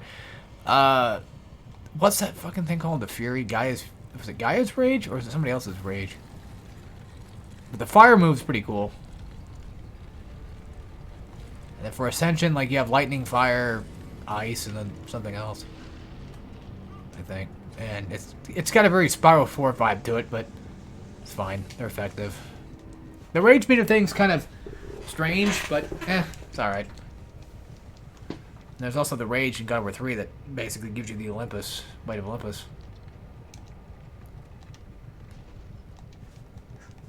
I don't know. We'll have to rank them when we get there, because I kind of, dead offhand, don't remember everything. And then God of War 4, we just mainly have, like, the Leviathan Axe, and we have the Blades of Chaos. But they're both pretty good in their own right. They do what they need to do. No complaints, really. Besides, the magic system's kind of fucking dumb, but, you know. I don't know, I just don't like the magic system in God of War 4. I just don't care for it. like they work, but they don't feel like magic. They feel like they're just combo stuff. They feel like L1s. Just tied to a cooldown. And it's kind of hard to remember all the different magic you can equip, because I'd rather just have all the magic at once to be used rather than having to equip magic. Because that's what I don't like. And then with God of War Ragnarok, you get the blades and the Leviathan axe and that little spear thing, and it's fine. I didn't really use it too much, to be honest with you. But in terms of like the magic themselves, like it works. The relic things or whatever, they work. Now, there's some pretty good ones, you know. Some nice ones that freeze people with the axe, and there's some nice ones that, you know, burn enemies with the blades. And then like I keep wanting to call it a Draugr spear. I don't know what the fuck it's called. Oh, but the spear thing, you know, it has some nice gust of wind attacks. I don't know. Which I'm kind of curious as to what a God of War 6 is going to possibly be if we even get one. So I kind of thought, like, what if they just make another God of War, but they don't make it like, you know, they can make another prequel again, you know, because there's a point in time where I guess, you know, Kratos went to Egypt, so it'd be kind of cool to see that. And what if he gets to keep, you know, his blades and his axe, but then it wouldn't be a prequel, but I guess what I'm trying to say is, like, what if he gets, like, an Egyptian weapon, you know, like one of those Ankh things. I don't remember the name of them, but those things that they use, like staff things, they look pretty cool.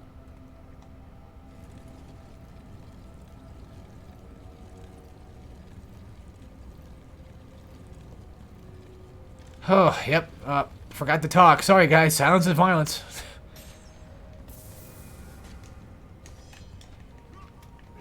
Oops.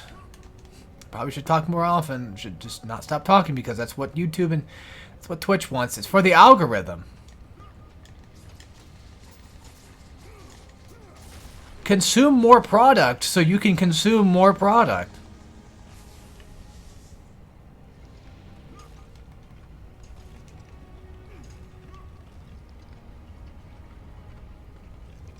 I was just thinking about the staff thing that I was talking about. And it reminded me of Sly Cooper, and now I'm thinking about, like, what if we make another PS2 mascot, like, right here, right now, like, on stream? Like, what if we just come up with, like, an animal type and a weapon type and make a mascot platformer? It's possible. I just don't know any ones that haven't been taken yet. I mean, like, everything's been fucking taken. And surprisingly enough, I think Sly Cooper is, like, one of the few raccoons that I can think of that's a mascot platformer. Now, to be fair, both fucking Jack and Ratchet are relatively pretty goddamn original. Jack, not so much. But in terms of mascot platformers, like an elf type guy, like... Okay, maybe I'm wrong. Maybe he's not that original. But Ratchet, though, that's a whole alien type. That's just, you know, like a furry alien type. You don't really see those very often, actually. When it comes to aliens type stuff, you hardly ever see, like, furry type things. I feel like I always feel like it's always just slimy, you know, otherworldly, ethereal, or whatever. You know what I mean, like Cthulhu type levels of alien. See, I don't mean to hit the fucking square thing, but I'm trying to, like, do the parry or whatever, and I'm trying to go for the square, but then it makes me hold square, and I don't know whose fault it is. I'm having a hard time trying to figure that out. Oh, it doesn't fucking matter. I'm gonna get blamed for it anyway, so it's my fault there. Happy? Are you happy? Damn me from the skin. Damn me from the run. Doesn't make you happy now. Damn me from the bottom. Hush, I like Mudvayne, guys, okay? Hush up. I like what I want. Oh, I fucking died. Damn it! What the? God damn it. Alright, you bastards. What a shit checkpoint. Now I gotta watch the whole thing again. But yeah, like, cats have been done to death. I think dogs have been done to death for platformer mascots. I can't think of anything on top of my head. How about a weasel? There you go. We'll make a fucking weasel. Like, yeah, I know there's Daxter who's like an otter, but like, let's go... Or make him an otter. Yeah, alright. Well, I know Daxter... a beaver. No. Yeah, you know what? Fuck it. We'll go beaver. Okay, we'll make... the animal type will be a beaver. And... his weapon of choice. That's the hard part. So let's say like this is a type of game where like since you know they can build things, let's say like he's kind of like Ratchet in the regard that like he's kind of like a builder type, but he's more of like a construction type guy. You know, he's like a woodworking type dude rather than like a mechanical dude. So maybe he could build like bridges and stuff to get him across places or whatever. I don't fucking know. I'm just coming up with shit on top of my head. Let's call him Dammy the Beaver. I don't know. That's terrible. Woody the Beaver. There you go. Yeah. Perfect fucking name. Call him Woody the Beaver. Woody the Carpet Muncher. Perfect. Oh, I'm definitely getting banned for that one. What's that golden cow chicken buffalo gals? Jesus Christ.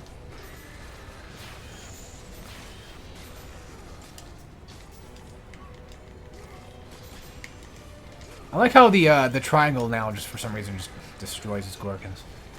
Anyway, let's say his weapon of choice is like...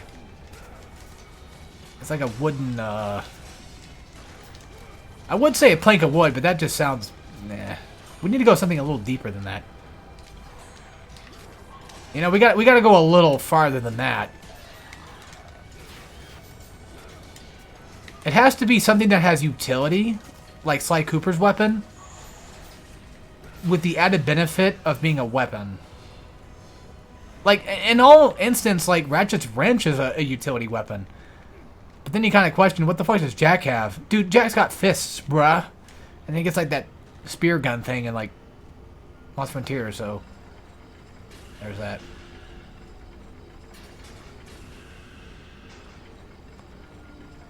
And this has to be, like, a melee weapon. It can't be, like, a makeshift, like...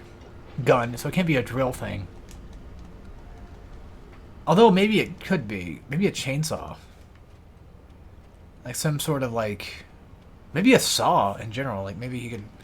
Like a saw type weapon that also has like a hook to it that can hook onto things. A butterfly knife. There you go. Yeah, it's like... Or no, like a switchblade or something. Or like one of those things where it's like... It's a combination of like all five in like one. No, I like the chainsaw idea, but I don't want it to make noise. So let's go with like just like a saw blade. It's kind of like a sword, but it's like a saw blade sword, and then it also has like a little bit of like a hook on the end, so it can hook onto things and hook enemies. But at that point, I'm kind of just going off Sly Cooper. But in terms of like everyday mechanics, though, like universal things that he can do, because like Sly can jump, climb, stealth. Ratchet shoots guns. Jack just kind of drives cars and things of that nature, and shoots guns. So it's kind of hard to. Jack's a weird one in this instance, but you know, Jack is more platformer than he really is. He's still kind of a bit more platformer. Well, no, Sly beats him out in that terms. But for the most part, Sly has his own thing. It's mainly, you know, stealth. As with Ratchet, you know, Ratchet's more focused on guns, where I guess I could say... I guess we could probably get away with saying Jack is more focused on platforming, maybe. I don't know. Hard one to say, but I'm pulling on my ass here, so...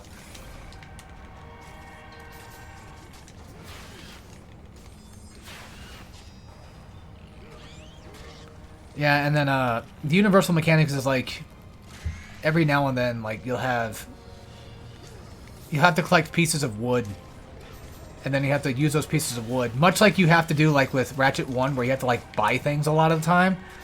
But these pieces of wood and these like nails and stuff that you can collect around the field are not only used for like currency, but nails can also be used to like build things with, and then you have to like build stuff to get across things, I guess.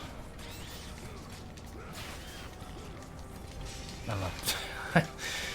That sounds like a okay mechanic, especially if you make it like a fun little platformer. But if we're making like a 3D mascot, PS2 mascot here, it has to be like a 3D platformer at the very least.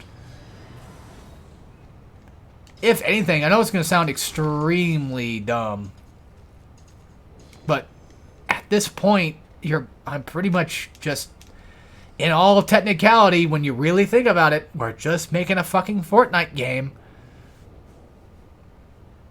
Although, to be fair, I mean, Minecraft already kind of had that whole building thing down before. But let's be honest. If anyone's going to play this, you know, make-believe game anyway, they're just going to compare it to Fortnite. So, yeah, I'd say... Yeah,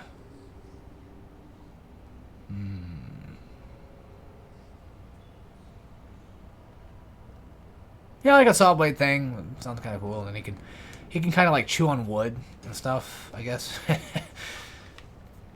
Maybe you can turn your enemies into wood and you can eat them. Also, this thing breaks. There you go.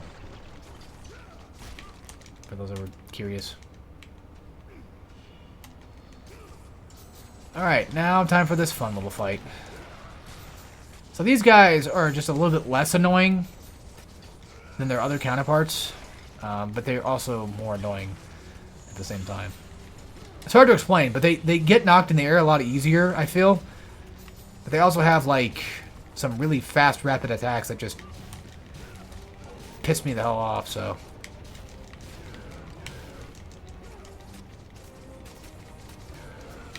Damn it. I'm trying to get, like, a combo going. Also nice using the Cyclops music here.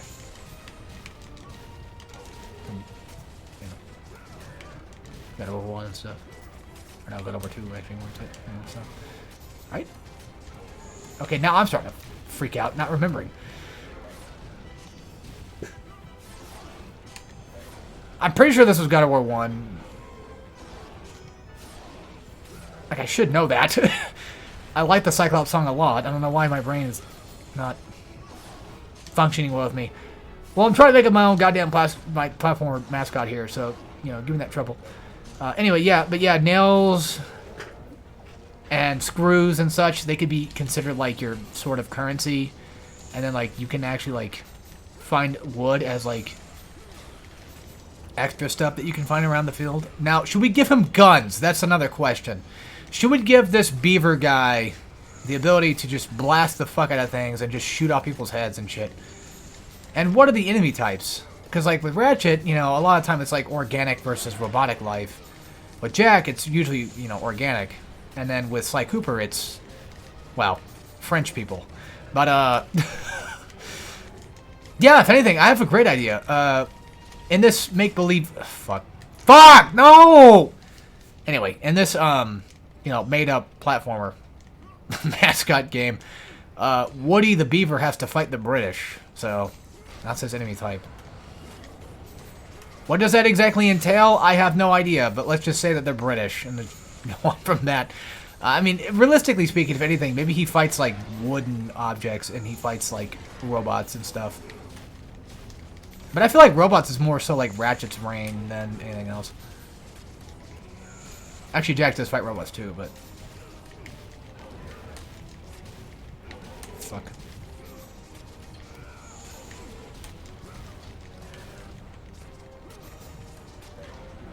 Or if we really wanted to, we could just say, like, maybe he fights bugs. I mean, maybe, like, there's termites and stuff that, you know, destroy, you know, wooden things and what have you. He fights, like, you know, these ridiculously large termites. I don't know, maybe. Maybe he fights otters because they keep fucking up the dams. He fights fish. Fish people things. Fights anything relatively within the vicinity of water. Bears. Birds. Maybe he is more of like an organic, but slightly wood type. Maybe it's kind of like a makeshift, like, Eggman type villain thing, too, where it's like, instead of robots, he builds, like, somewhat autonomous, not, you know, made out of metal, but just, you know, made out of wood. Fuck, I forgot I didn't hit the finisher on it! I still get clipped anyway, god damn it. Don't worry, this will not last very long, I promise. I don't know why I'm fudging up this hard. What are you doing? Stop operating things. If we had level 4 blades, we could definitely get away with it. But yeah, for those that are curious as to how my creative brain do the thing that it do, also the L1 circle on this is just fucking shit. Well, there you go. There's your answer. The air version of it's fine. God damn, is that circle version just kind of shit? Because like you can't dodge out of it. It's sort of like, I mean, in any regard, it kind of is just like a little bit more so around the lines of being closer to the L1 square move, where it does have its use if you get an enemy on the ground, but it's only really good for like the singular enemies. It's probably what it's more so used for. Actually, I know exactly what the beaver could probably fight. He can fight animatronics. Because that's what, you know, Scott Cawthon's original game was, right? It was like him having like a beaver thing. What the fucking heck? It's a thing that just happens. This game does do some wild things, but that's something I don't see that often.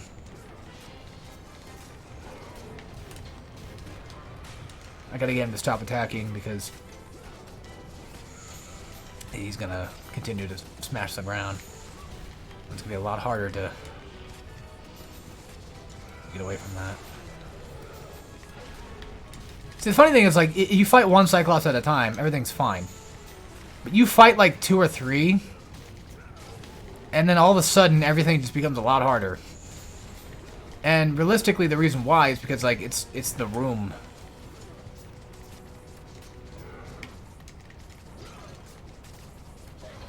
Oh, I was gonna go for the orbs.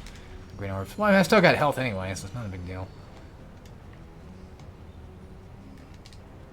How about Otto the Beaver? Does that sound fine? And if we want to make him something else, if we wanted to make him like not a beaver, but make him like an otter, we'd call him Otto the Otter. That sounds kind of cute. Barry the Beaver? Nah.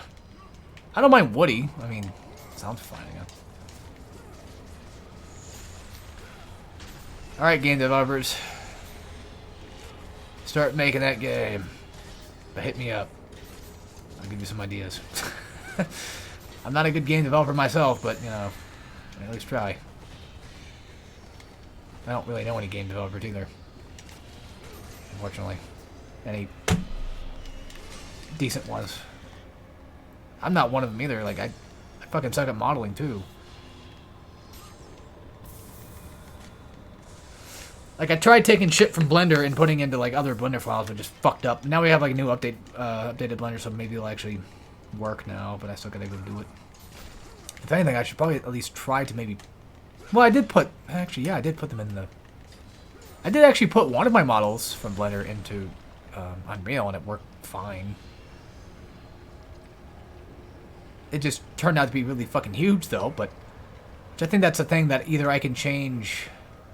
either from Blender itself or Unreal itself. I don't remember which one you're supposed to technically change it from, but I don't know if it matters or not.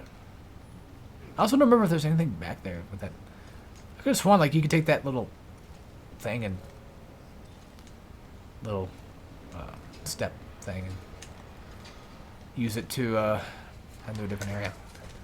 I was gonna say, yeah, get ready to get you know, gang graped. Not a good place to be fighting these asswipes in. God damn it! Stop!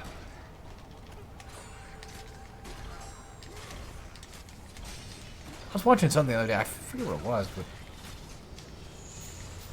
I can't remember. I could have sworn there was somebody that said like a specific slur.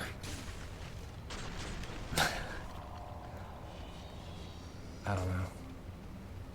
I don't remember the exact context. But it's one of those where it's like, it might have been like one of those where it's like, you know, I think they're saying something but they're really not. I don't know. Speaking of things that are hidden, here you go. Not really like super well hidden, but you know, still. Alright, one more, then we have full magic and all that. Yeah, literally, like, we are now at full health. We can't get any more health than this. As bizarre as that sounds. Oh, yeah, that's right. if you dodge roll, you can hold square. Like, I genuinely feel like I'm not holding it. Like, I feel like I'm just tapping it. It's still fucking up. So this next section it's very hard. This is definitely one of the hardest parts of chains. And we're about to just clean it the fuck out. Okay, never mind. Well, what I normally would say is, like, Efreet, whatever. And if you have level 3, you know, it's pretty damn powerful. The only problem is, once you do, you know, your thing and you land, make sure that, you know, yeah, you, dodge. Also, my dumbass forgot that you could do this to them. So I gotta let everybody know in my guide that, hey, you could parry these guys. And I will be letting them know that. And if they want some confirmation to see that I can physically do it, here you go. And for anybody that might be watching live, or even possibly watching the VOD from Hardcore now, or whatever, there you go. If you need help with this fight, that's one way to do it. You know, Efreet the hell out of if you have level 3, which you might not have at this point, if you're running the same way that I'm running, you probably don't have it. That's just fine. As long as you have level 2, it's okay. I mean, hell, even level 1's fine. You just gotta break the shields, or go for a triangle, or a square triangle. You know, whatever you think is faster and a lot more viable for you at that point in time. Break both of their shields, and then you just go for that parry. Or if anything, just parry triangle, and then you can just use that to, you know, bust no rhymes. Yeah, funny enough, I think this is where I'm at in my guide right now. Like, I think this is what we have to tackle next, is this section. So, good thing I'm doing the stream today, because, yeah, I could use it.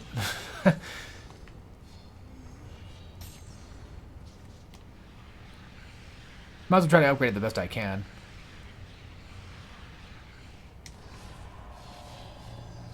Also, Chains gives you, like, quite a decent number of orbs. See what I mean?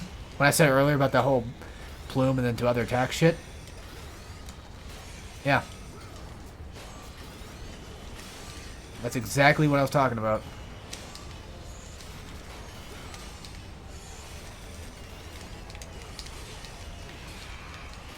Also, dodging their attacks is just not really a good way of doing it. It's a lot harder to dodge their shit than it is a lot of these enemies' shit. But yeah, parry is your friend in this game, big time, especially with these dick bags. Now, you can't parry the Minotaurs as far as I'm aware, but then again, maybe I am wrong in that one too. Oh shit, Kratos almost got his head chopped off there. Yeah, if you hit them too much while their shields are up, they're just gonna parry you. So, not cool. And these blades, they're spinning out these saw blade things. They can be destroyed later. But we can't do anything about that now because we have no access to it. Why the fuck they're here anyway? I don't know. I'm guessing this is a gladiator. What? This is Hades. What am I talking about? Oh, yeah, we need the... keep wanting to call it the fleece. It's the goddamn gauntlet of Zeus. I keep calling it the fleece. Oh, well. Yeah, we need that to, break the door. And then you just die. And then you win. There you go. That's how you beat Heron. There you go. Sorry. No, you can fight him. You know, you can fight him to the point when he gets that area where he can heal himself and he'll blow you up. So it's pointless to bother with. But now we're in Tartarus. Another level I would consider probably one of the harder sections of the entire game. Actually. Definitely a very somewhat difficult area. Not gonna lie. Alright, I'm gonna get that last feather. Because it should be the last one. It should be right over here. There you go. I'm gonna get that last feather. I'm gonna save it. I'm not quitting. I'm gonna try to beat this whole game tonight. That's the plan. So don't fret. We're like halfway through, so don't freak out. When you see Charon again, when we get out of when we get out of Tartarus and we go to fight Charon again, and once we beat his ass, we're practically near the buttfuck, like near the end of the game. We have like a few more levels to go after that. Like one big gauntlet section, and then like another horde section, and then like the boss fight. So For those that are curious at where we're at right now, we're like at least halfway or over halfway. However, Tartarus is relatively somewhat big, so I wouldn't say it's like exactly pinpoint halfway-ish, but it's pretty damn close. Also, this section is horrible. And the reason being is because of these fucking jackasses. And now I gotta do that entire thing over again. Yeah. I don't have to get the chest again, because I did save it. But, you can kill these guys again if you do die.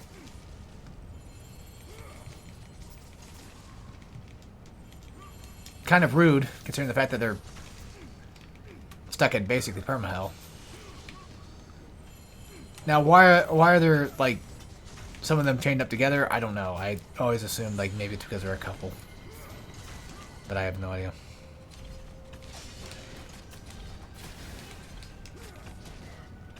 But yeah, in all honesty, you're probably better off just going through that and trying your hardest to just parry as best as you can.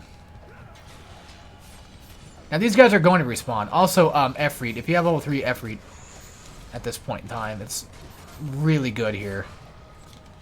Look how much fucking shit they take to kill. It's ridiculous. Not only is it like a really good magic here, specifically, but you also have like a magic chest, too. Like, right nearby. So, in all honesty, it's not a bad deal. You can use like a little bit of magic, get that magic back, and then just be fine. For those that are curious how long Tartarus is, yeah, it's long-ish. Like, imagine like the Basilisk area combined with, I'd say, a tad bit of Hades together. I know I said it's like halfway-ish, but like, it's like close to it, you know, whether it's, I don't know. I'm not good with my goddamn maths. Yeah, imagine like most of like Hades combined with like the entirety of, you know, Attica or whatever. Like, that's kind of, I would say, it's like, this is like 2-ish levels big for what it's worth. Also, these Harpy types are like some of the worst. The fun trick with them though, hit them once and then dodge into them and then go for a grab. Or if they're close enough, you know, hit them and then grab. That's how you beat them. Hit them once, grab. Hit them once, grab. Because you're trying to stop them from doing, well, anything. You don't want them to go for that dive shit. It's annoying. And you don't want to fight them normally because they take... Look at this. It's still alive. Right? A normal Harpy would have died, but these ones don't die. They have, like, incredibly strong amount of health. It's ridiculous. Okay, we're basically done. I'm doing a lot better than I did my guide. Also, these people usually take about, I'd say, 3 hits to kill. For the most part. Also, yes, I know, titties. I can see that too.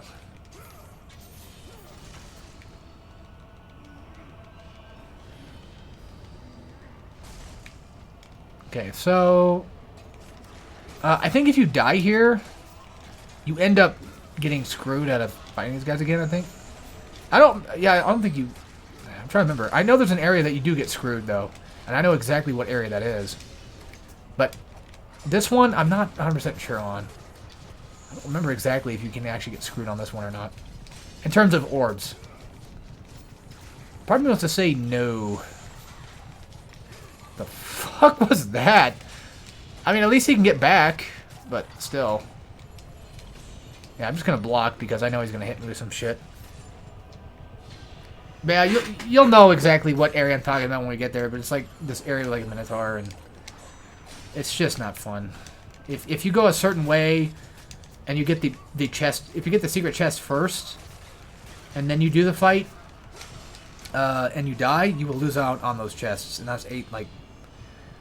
I had like 8,000 orbs at the time, and I lost like a couple thousand orbs because of that shit on my guide, and I was pissed off. Yeah, that'll be alright. Maybe. We saved. You know. We say that early target, so it should be fine. What do I have to upgrade now?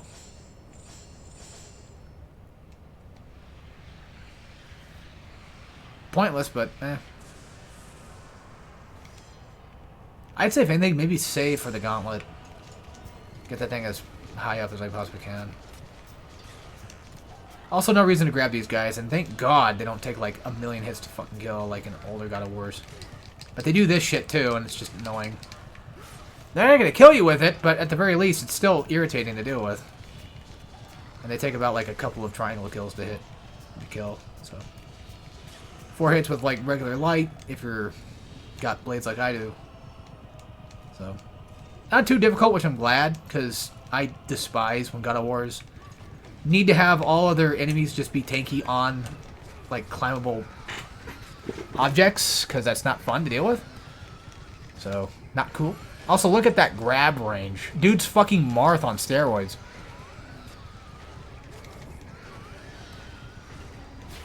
Ridiculous. They call it the ridiculous. Oh, I thought you were going for the. Oh. He looks like he's from Spyro 2 when Kratos turns to stone.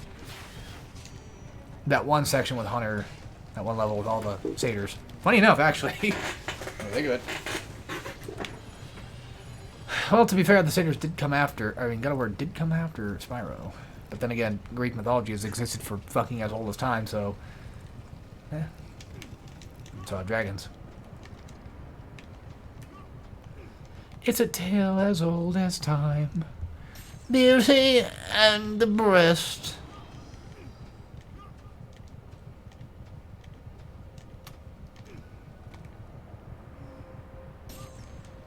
That's my stomach going off.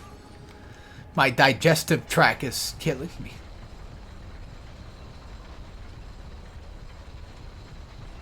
How's it already fucking 5 o'clock? How long have we been playing for? 2 hours?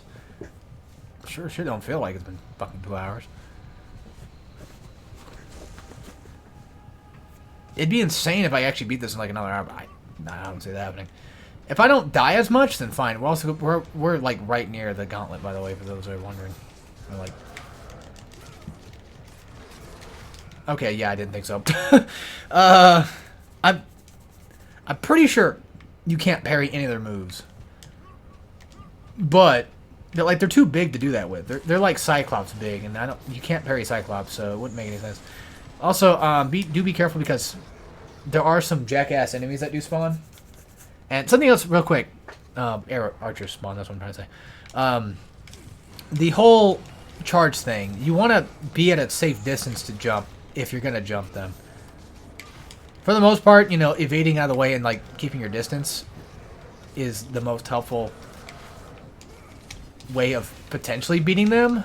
But you know, there are times where you can get caught with that shit, and it's just irritating. Also, go for the archers first. Just don't mind the fucking Minotaur. He's not gonna do much. It's realistically these guys that are going to piss you off, or at least, at the very least, cause you the most harm. And if you need to go for some attacks, you know, you can always go for like the triangle attacks from a distance. Now, technically speaking, this is where, you know, people with brains would probably go, well, why can't I just use the light move, you know, the zoning move to hit the archers? And yes, my dear friend, you could do that. But you see, if enemies are off screen, sometimes they don't attack you. Sometimes. You know, there's the times where they probably could do it, but for the most part, you know, I feel like I can get away with mostly not getting hit. And yes, you could use the Light of Dawn or whatever the hell it's called. But I won't. Oh my god. You know the sad part is when you die, you just... That's not progress. I mean, yeah, I'm gaining experience from, like, playing the game in the sense of, like, you know, learning experience. Also, you have to time your dodge for that shit. If you're that close, you have to dodge at a specific time or you're gonna get fucked. And that's the thing, though, with him, is, like, it's hard to tell whether or not he's gonna go for a charge attack. I usually just keep my distance, regardless. And plus, that thing fucking homes. Like, that shit just grabs you from the stupidest of ranges. You thought Kratos' grab range on Heartbeats was impressive, and that he could beat out Marth? Yeah, you haven't seen nothing yet until the fucking Mentars you have to fight. That's when you really get to deal with shit. Basically, at this point, I would say Kratos is practically just Roy or Ike. Grab range is relatively normal. Nothing too finicky, nothing too crazy. But then, like, these Mentars are just fucking Marth. But worse. Like, way worse. Get him to stop throwing his shit around. Yeah, so if you at least keep somewhat of a distance between you and the archers, like, in terms of screen-wise, it should, in theory, stop them from trying to hit you.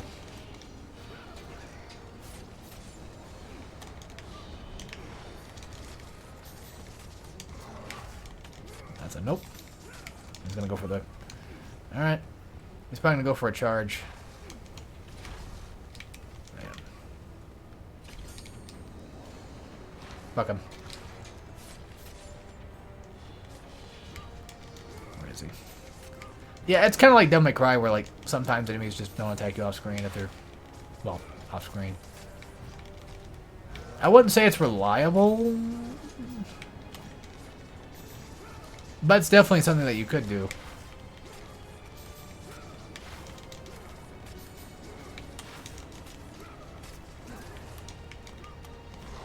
Fuck it. I want those extra orbs, damn it. Yeah, sure it's 10, but it still works about the same. Give me the green, baby. Alright, let's go get this goddamn gauntlet. I could have sworn those guys could be broken, but I'm not 100% sure. Also, there's no reason to go up there because that's just a door that's locked that you can't get through yet. Is he dead? Now he is.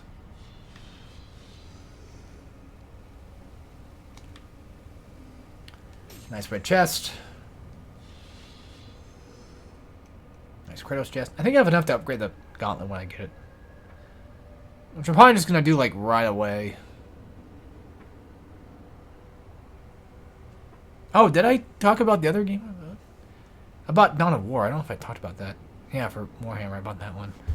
Pretty fun. I was doing the tutorial thing because I wanted to learn, and funny enough, I got, like, near the end, and the tutorial was like, hey, you should probably, like, kill all these guys. And it's like, well, I already did. While you were busy telling me to do all this other stuff around the field, I was having my guys go around the field and blowing up command points and shit and just taking shit, because that's what a badass general does, you know? He's just like, fuck tutorials. You guys go do your shit. You know what to do. Realistically, it's not that... Well, I haven't played anything past the tutorials. I don't know how hard it's going to get, but it's fairly relatively easy to kind of understand. And I actually did try Total War. I don't have it. I tried it on Game Pass when I had Game Pass for like a month. And it wasn't my taste, but I do feel like Dawn of War is definitely like a little bit more of my speed. I don't mind war games as long as they have like specific things to them that make them feel a little bit more like a game, I guess. I don't know. It's hard to describe. Not that Total War is bad, but it's not necessarily for me. Also, this thing has to be grabbed at a certain spot for that to work. And they open up the door, so you can go down there and save if you wanted to. I always used to think, like, why the fuck would they have that? Like, there's no point. I'm not going to go back down there. I'm just going to jump back down here. But if you want to get to the save point and then, like, turn off your game, because, you know, this is a PSP game, so you could just, you know, if you got to go somewhere, you got to hop out and go to the gas station, you know, then, yeah, you got to hit up Wawa's, you know. Hit up Wawa while you're out and about. You got to turn off your PSP for, like, a few minutes. And you can always just use a save. But yeah, Dawn of War is pretty fun. I got to play more past, but the tutorial was kind of long enough, and I was like, I'll just try out their games. And just... I also bought Necromunda Hired Gun. I think I said that too, and it's fine. It's just for some reason, Control and Dash are the same fucking button, and I don't know why. Like, even in the menu for, like, trying to change controls, it literally just says, like, yeah, they're basically the same button. Sorry, bro. Like, fuck you.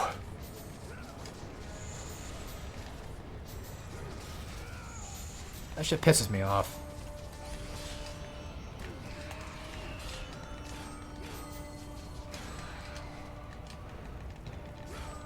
See, this is what playing like a complete numb nuts does to you.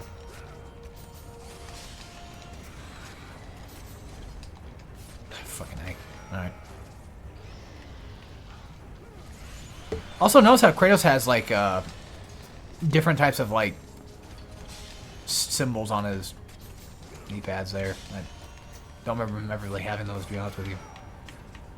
I think that's just a thing for him to be, like, a general, I think, because this is technically prequel, so... Alright, I think that's everybody for now, and now I have to do the Zeus thing.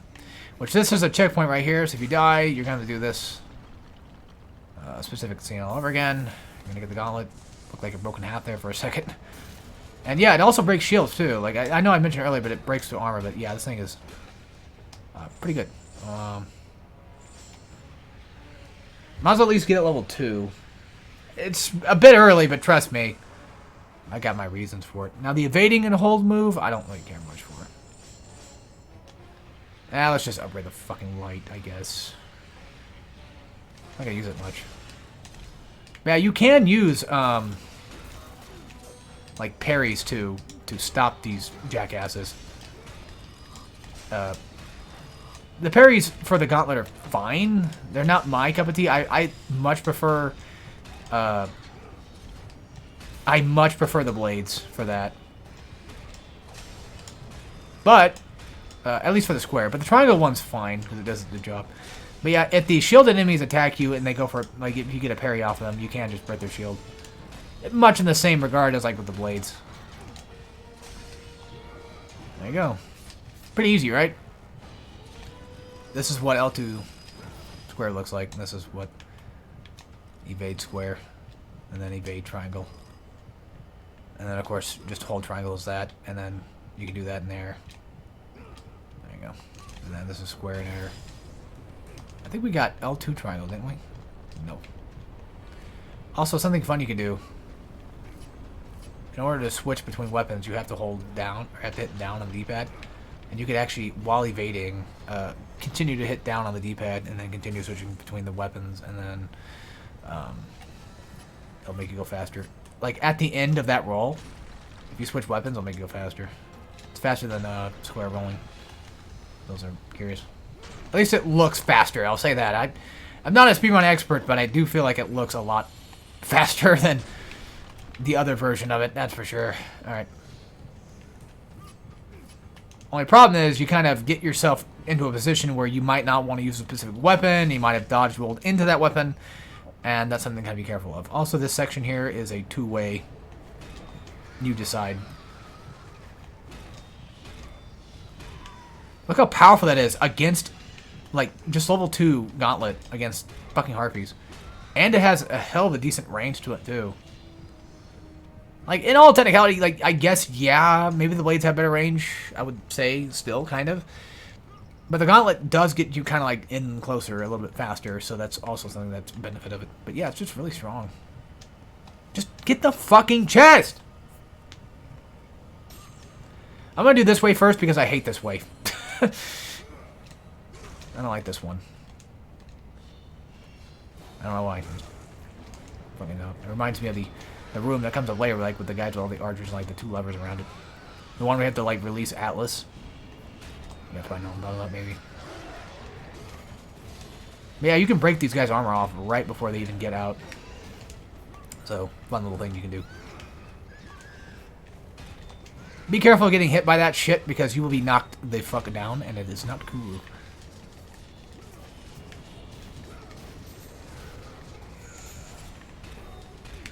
That's something else too that you can do is you can actually switch between like mid combo. But yeah, the level 2 kind of bothers me because of the fact of like the dodge and then hold square thing. Because like I'm gonna want to hold square at all times, so that's why you're gonna see me jumping like a lot in this fight. Not sure how much orbs you get out of every hit though. Like 1. Okay. Well, even then, like, even if it's just 1 orb every time, it's still a pretty decent chunk of, like, orbs you could theoretically get out of them. You lose out on the combo stuff, though. I mean, in all technicality, it's really kind of a pick your poison. You want the orbs now, or do you want to wait the 10 hits, you know? But as much as I feel like it doesn't really matter either way, the idea that you get orbs from just hitting them and still can get the combo orbs is pretty cool. So, yeah.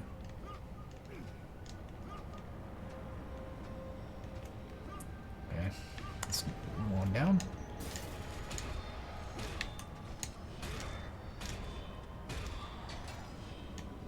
But yeah, if this doesn't show you like how somewhat decent of a weapon this is, I don't know what is. It's definitely, in my opinion, one of the best God of War like secondaries that you could have in any God of War game. My opinion. As we know, my opinion's fact, so I fact checked it every time. Might as well just fuck these guys up because they're gonna get in the way. But yeah, the amount of like dash toward range is actually kind of impressive. So I kind of forgot about it having that much range. I kind of want to change my opinions. I still think it's really strong, but I definitely feel like the idea of like, well, the blades have like better range is kind of just factually wrong at this point. Although, I don't know. I'm not sure if I'd say it's factually wrong. I mean, I feel like it's probably wrong. I'll say that. It's like, it definitely looks like you're just definitely hitting enemies from like a better range. But then again, like, it's also like a somewhat kind of uncontrollable range in that regard, because you're kind of throwing yourself out there. You never know what's going to come out and get you, I guess. It just something to be kind of mindful of. Is it's a little more dangerous to kind of throw yourself in the midst. But then again, does like jumping into close combat count as range? You know. What is that? Oh, that's right. They don't have a secondary. They typically want you to do this one first. Well, I can't speak for the devs. I just feel like that's what they want you to do, is do that one first because it has the one lever. But then again, you have like 2 fucking Gorgons and then shield guys, so I don't know what the fuck they want you to do first. But then you got the Cyclops with the armor, so yeah, maybe. Maybe the armored Cyclops might have been the second. It's hard to say.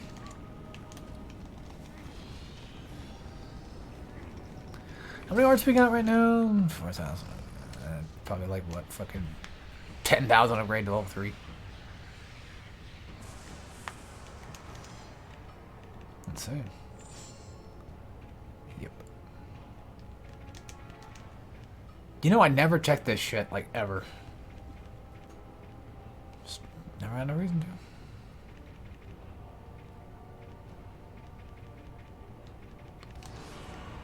Oh, yeah, yeah, yeah, yeah, yeah. Do it, bitch. You won't. Pussies. Pussies, they drive me wild. Lick one and you will smile.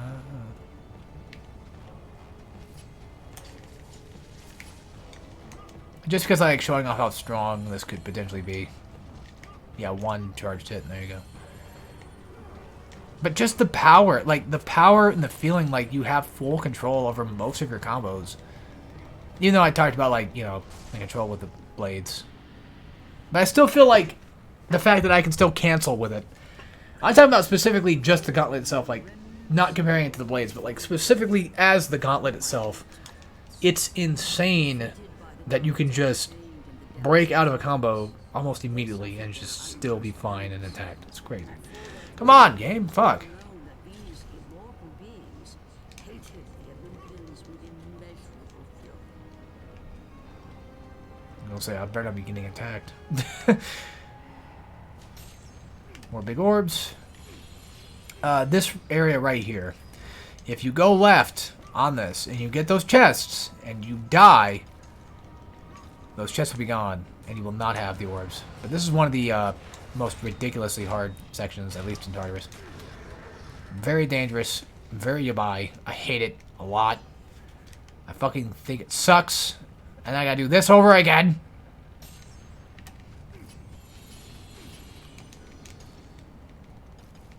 Now, in terms of how I go about doing this, it's hard to exactly explain. I typically would just recommend going for Gauntlet, like 2-hitting Minotaurs. Because if you 3-hit them, they're going to do that shit.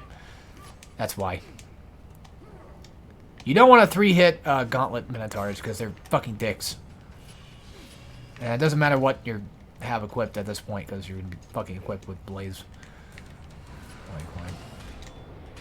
Yeah, just 2-hit and then they typically kind of like back off and they charge attack, so that's why you want to only 2-hit. And best thing you do is like dodge. Now, I didn't show this off in the guide, so I'll have to make mention that this is what I would say is probably more preferred than what I did in the guide.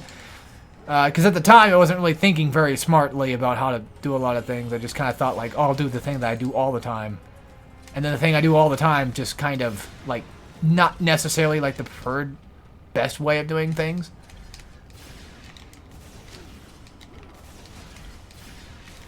This part fucking is just terrible.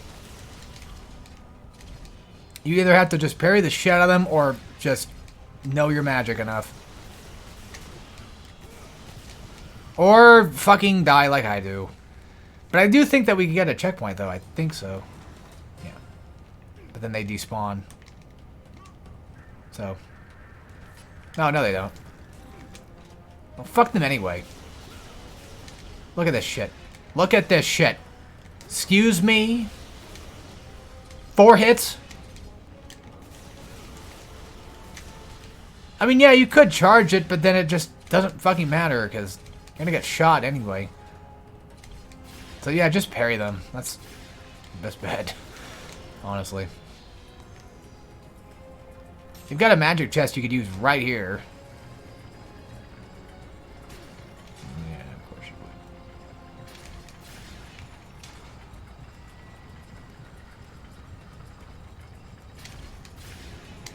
would. Goofy aw shit.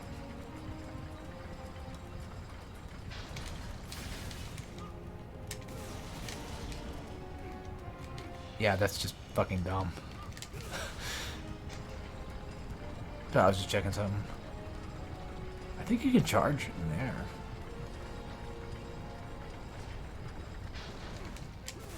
No.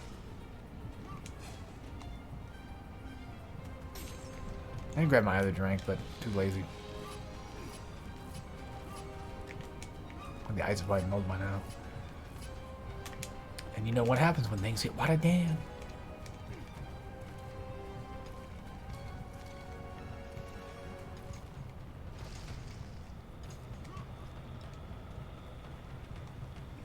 I probably could and take a whiz while I'm at it. But yeah, I probably should do that. I mean, any time spent away from this game, you know, I don't want to do that with, but what choice do I have, right?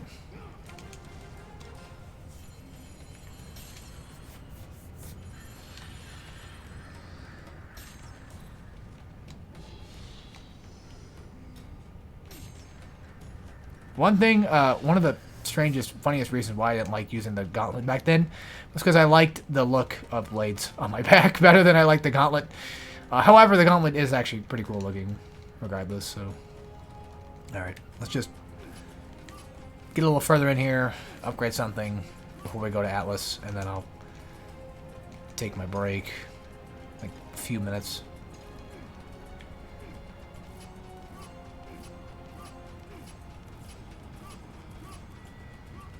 Also, holding it down does not do anything, so no hold. Only down on D-pad does not. It's not going to change whether or not you're going to, you know, instantly change between weapons or not. It's not going to matter. But this room right here is the room I was talking about earlier that I fucking despise. Honestly, might as well just use Gauntlet again. Nah, I'm going to use blades because of these shitters.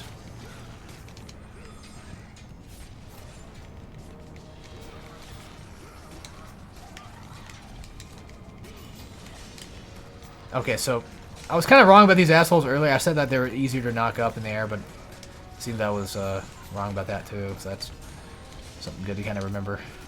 You know what sucks? I'm going to have to see this again. All over again in my guide. So doing this marathon was probably not the best of ideas. Well, too late now, I guess. I got no choice.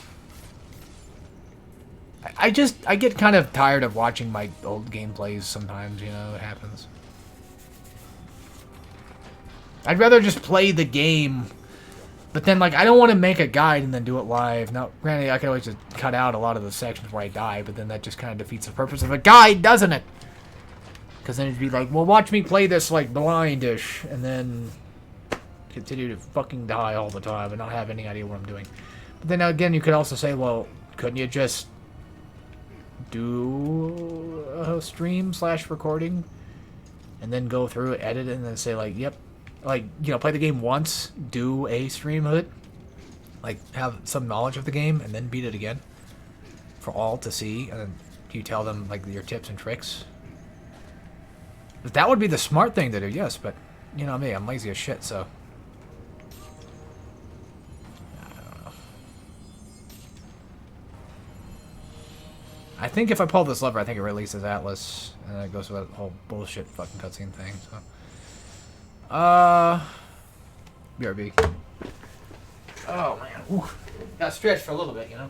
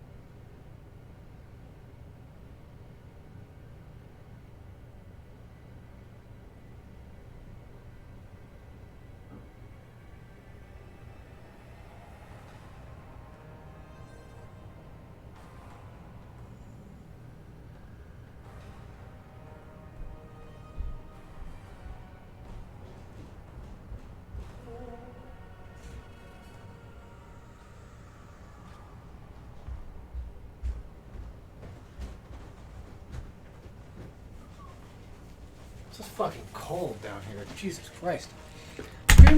Streamer Doko. Right here.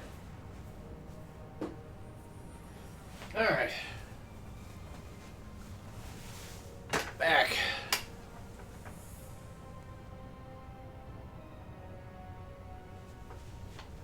Hold on. I did grit. Oh. I did get tea. I thought I had Mountain Dew in the fridge. But that's tea. It was green like it, so I thought, oh, wait a minute. That means I'll have to drink a Baja Blast and then a Mountain Dew. Because I don't like drinking pop that much because like, it makes my teeth feel like shit. So, I try not to drink it as much as I used to. Trying to get my brother kicked off that shit too, because he's like fucking like legit addicted to shit, and that's irritating.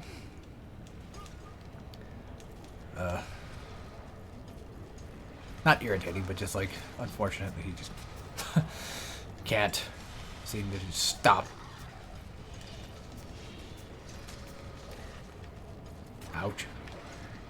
Also, it's kind of somewhat pointless to grab these assholes because of the way they function.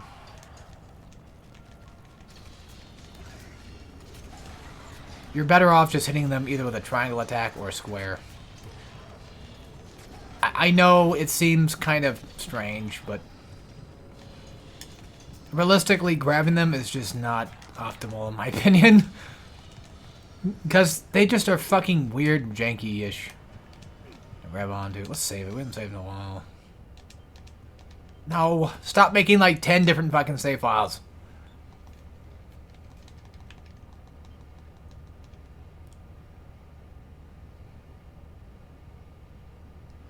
I'm kind of tired. Worst part is, whenever I play games with people, I tend to get tired much faster.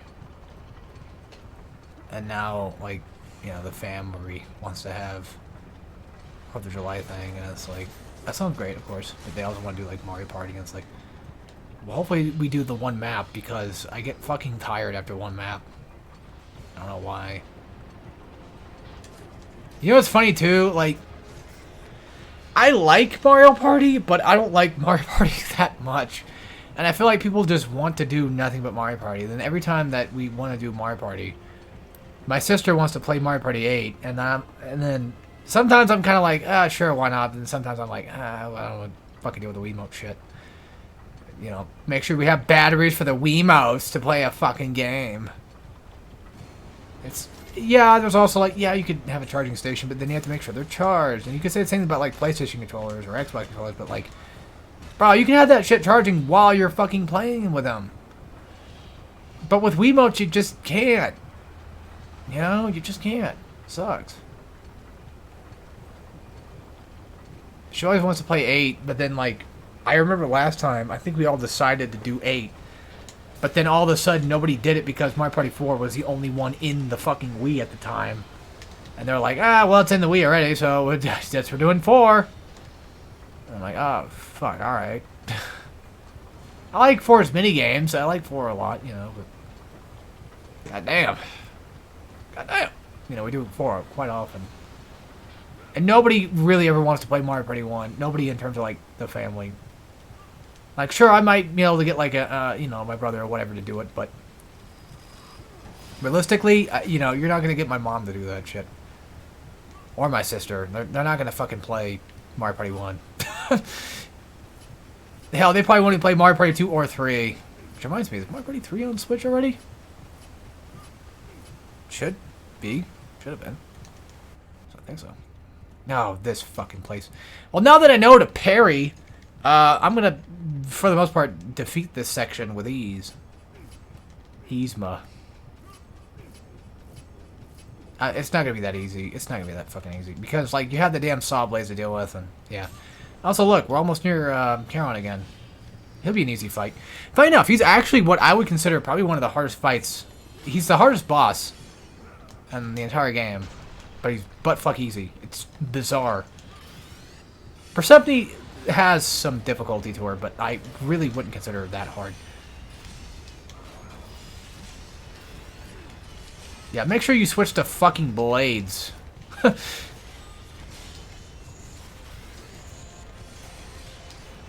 Fuck!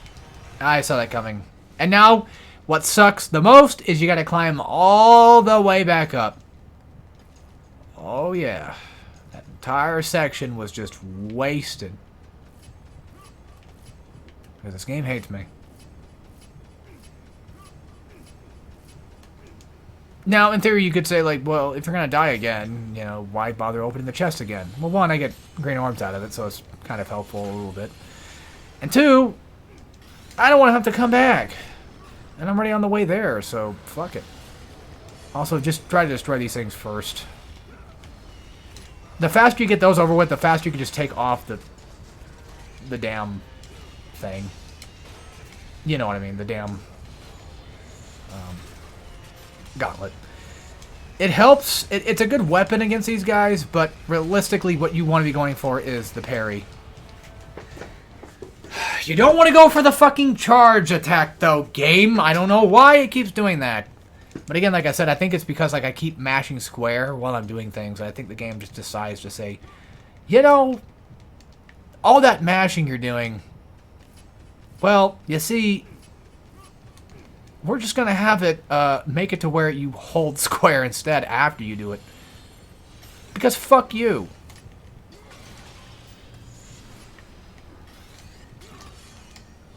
I wonder when Walgreens closes.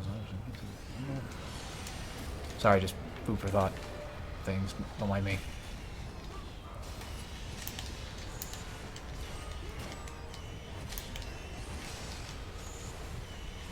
I'm trying to fucking break his shield. I'm trying to use the harpies here to parries. Yeah, not the best of ideas. The harpies have to go. Alright, so let's play this actually like legit. And stop fucking around and stop being silly with our parry stuff, because it works. But it's a lot harder to parry.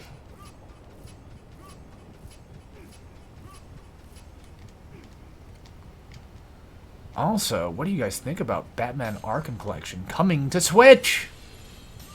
It's insane. Last time Batman was on Nintendo was like the Wii U, I think. So, at least, well, Batman Arkham.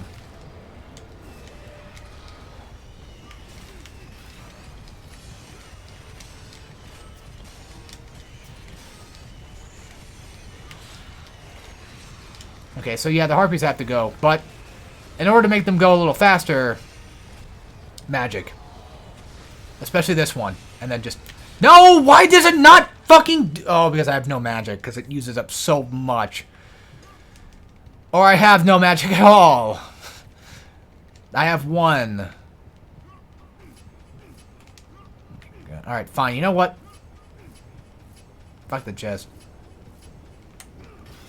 I mean, I think we can come back and get him anyway, so it's not like it's a big deal. But yeah, just fuck him. Then, alright, there, you win. I have fucked the chests. I have fulfilled our destiny of fucking the chests.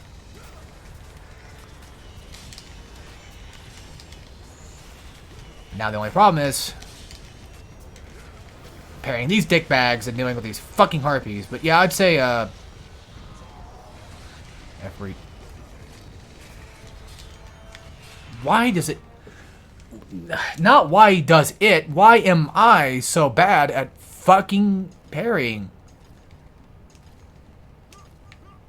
It's not even the game's fault, and that one's mine. Well, look at that. We're back in the action. Like, it's kind of fast. We're somewhat back in the action. The only problem is, like, this fucking bullshit where... Well, you know, not only the harpies themselves, but, like, the bullshit where you have to deal with, like, the... shield enemies here. Just makes it, like, stop! 10 times worse. Alright, let's just blow this fucking joint. Let's just blow this fucking dude. No! Okay. That's a thing that can be used. Don't know how useful it is. Oh yeah, also the, the gauntlet also could probably destroy them too. I probably should have considered that. But I'm worried about this shit. You know, I'm worried about that parry shit. Like, yes, you can parry with the gauntlet too, but I feel like it's more effective to parry with the blades. Like, I feel like it's easier to get that hit off and make for damn sure that I get the hit. Oh, we can't go back outside. We lost some boxes. Some chests. I'm fucking moronic. That's fine. A couple chests here and there are not going to kill you.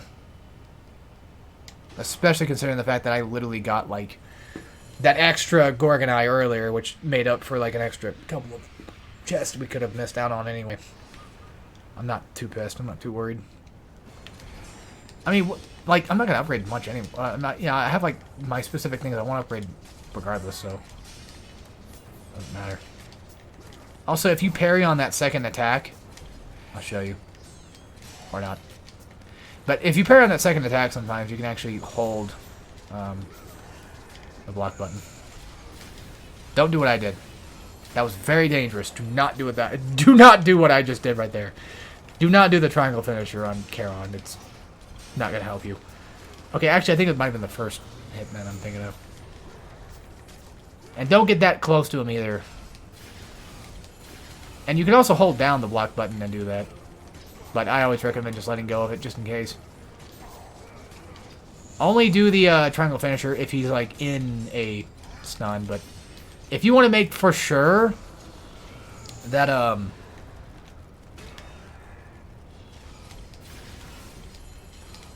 do I put this? What am I trying to say? I don't fucking know anymore. I give up. I don't know, like, it's one of those things that, like, just... The triangle... You know, full triangle combo just... Like, a triangle finisher just is kind of a little bit more deadly. And then he does this shit, like, a lot. You could just use magic here, because you're going to get magic back anyway. But yeah, the square one's a little bit more reliable with the idea that like you can just kind of get a faster finisher out of it. The worst thing with these balls is even if you were to hold down, you know, the block button, there are times where like it just doesn't work. That square hold was not supposed to happen.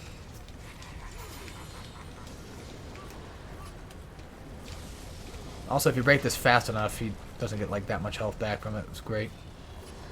I mean, he's still going to get quite a decent bit of health from it, though, but... Oh, yeah, that thing. I think you can... Yeah, you can dodge it, you can jump it. It's not that deadly, it's stupid. That one, though, is, well... fucking painful.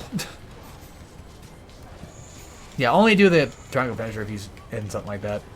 So I do kind of take back what I said earlier, kind of, but still. And also, I think he does this, like, thrice. Fucking A, I died to Charon. Are you kidding me? Whatever. It's fine. That's what we do. And yeah, you gotta start the whole fight over. It's not that bad, don't worry. It looks bad, I promise, but it's not that bad. It's really not that hard. It's hard for a first-time playthrough, yes. Actually, funny enough, I think Charon might have been one of the first games that I've ever played that had a section like this, where you die to the boss and you have nothing you can do about it. I didn't play very many games that had like that aspect beforehand. And I can't think of anything before that either. Like losing to a boss or losing to like a fight or whatever on purpose was never really, I think, that common, at least for me.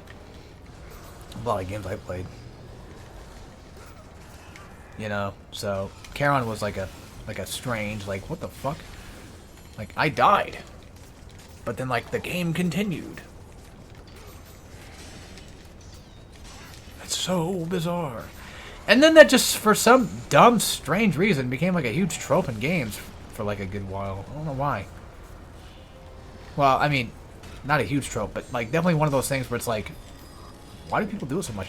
Also, yeah, as you can see, the gauntlet parries for him are just kind of, not fast enough for my taste. Yeah, I have Charon like down to like a T almost. And also those ball attacks are very dangerous to him. He does not like getting hit by that. So make sure you parry the shit out of those.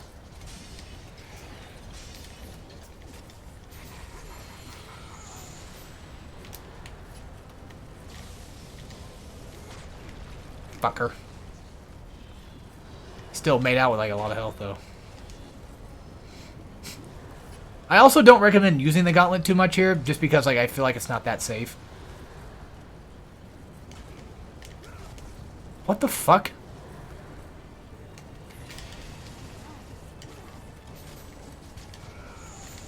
That was just bizarre. How those attacks just do what they do.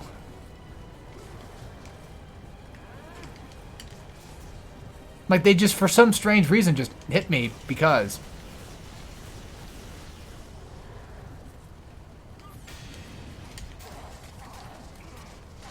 Ah. It was cool, why not? I didn't see how much damage that did. I don't really care either way, to be honest.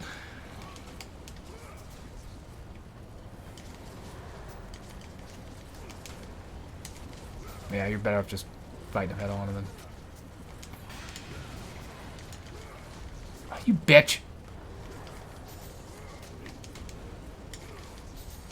You're technically better off just jumping this instead of actually, like, physically dodging it, because it's safer that way. However, you know, the good news is you could still, for the most part, get away with, you know, hitting him, or...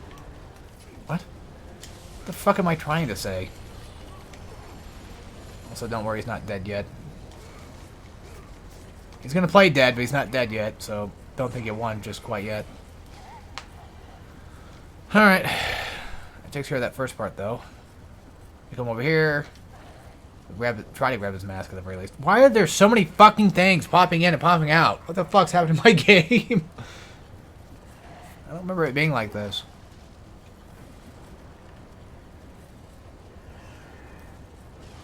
But yeah, he's gonna do the orb thing. Sometimes it's harder to get that second one to land because he just fires it so fucking fast. But there you go. Make sure you quick time event. Make sure you're doing it the right one. Yeah, I think this is an HD problem because I'm starting to see those squares that God of War 2 does. You know, like with the Spear of Destiny or whatever the fuck it's called. The spear in God of War 2, like it has that square thing around the texture. It's fucking bizarre. Alright. So, unlimited magic here. Do whatever you feel like doing. Upgrade Charon if you want. I don't give a rat's ass. Okay, maybe it's not. No, it is unlimited magic. What the fuck is it? Locked at that. I don't know.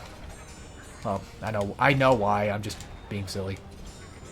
The reason why it's locked at that is because... Also, for those that are wondering, how the fuck did I do that?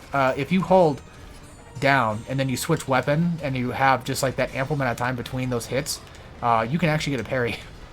It's goofy, but it's not something I don't rely on it, but it's just one of those funny things that you can do in this game that I accidentally did and forgot about. Well, either I forgot about it or didn't know it, but I know for a fact, like now, for sure. But I'm pretty sure I remember that being kind of like a thing. That's what my brain was to tell me, but now I'm starting to kind of question if I'm actually lying or not. I don't know. Like, I had that problem where I tend to kind of want to be like the know-it-all and be like, yeah, you know, I know. But this is one of those cases of like, you know, actually, maybe I didn't know that. I'm just making shit up now. So, yeah, I'm calling myself out for that. Just ignore me. I have weird ways of explaining things, pretending like I know shit. I really don't. It gets me into trouble sometimes, too, because, like, there's times where, like, people will say, like, oh, you know, blah, blah, blah, blah, blah. Like, you know, I sometimes I stick my dick in pickle jars.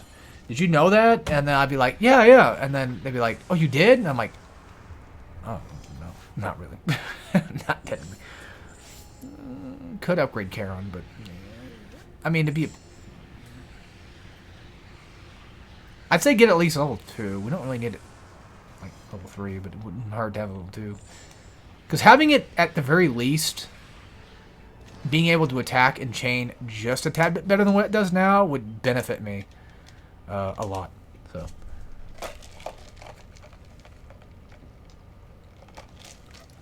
just saying. You guys think we're going to be able to knock this out in, like, the next half an hour or so? If we're lucky. Maybe. It could. Sail fast line. No, we're almost theoretically done, but this section's a little bit big, so... And then we have the whole, like, Elysium thing to deal with. Not a long section. But once we get done with the tower, we go to Elysium, and then once we're done with Elysium, we do final boss fight, and then you're done. And it's literally, like, not that long. I'd say about another half an hour to an hour, I'd probably be done. So, it's going to be definitely one of the shorter God of Wars. Especially considering the fact that, like, I know this one just a bit well. But at the same time, this one might also be hard, considering the fact that, like, enemies are much, much more harder to fight in here. Much harder to fight than they should be. I died. And also the saber-toothed guys are bigger, as you can no doubt notice. And then I have to fucking get the chest again. Because this game fucking hates me. But yeah, luckily Chains of Olympus at least allows you, when you get chests, to...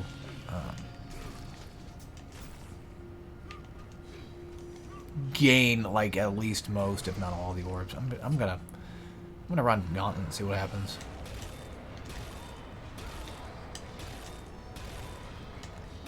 I mean, to be fair, like, 3-hitting him is not, like, a bad option. And 3-hitting these ass wipes. When you try to press fucking circle, and the game does not let you press fucking circle on the enemy you're trying to grab, it's painful. Make sure you grab every chest that you see, because you might lose on them. Now, I will say this, though. It does seem like the gauntlet does provide quite the most insane use.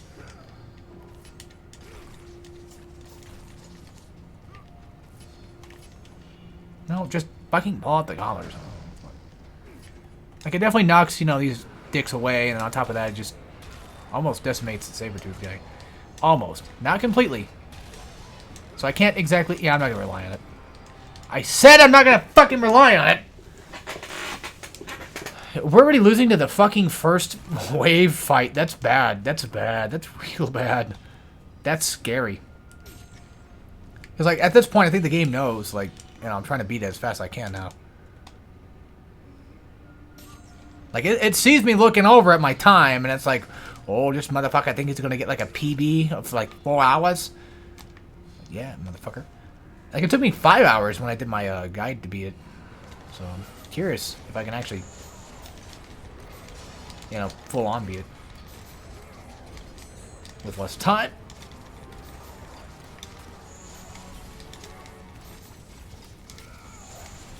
Shit. Dumbasses. They don't... I don't think these guys really realize what the fuck they just did. I don't think they care either. Oh, yeah. Ugh, fuck. Also, slight recommendation, but don't use magic in here. Even Charon. Also, I think you can parry those back. Those fireballs. If I remember correctly. Right now, I'm just going to focus on the saber-tooth guy, because he's... well, in my goddamn face.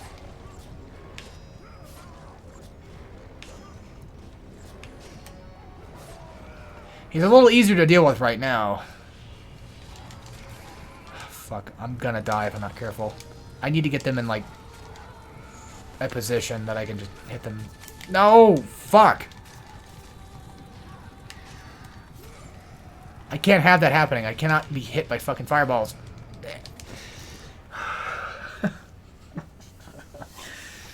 Because I feel like using magic here is just pointless, because, like, they're just gonna fucking keep spawning. I'm getting actually depressed. I'm getting fucking depressed playing this right now. What the fuck? Like, it's just, it's a sudden sadness of, like, what the fuck am I doing with my life? Like, I can't beat this shit, man. I can't take this shit, man. I can't take this shit no more, man.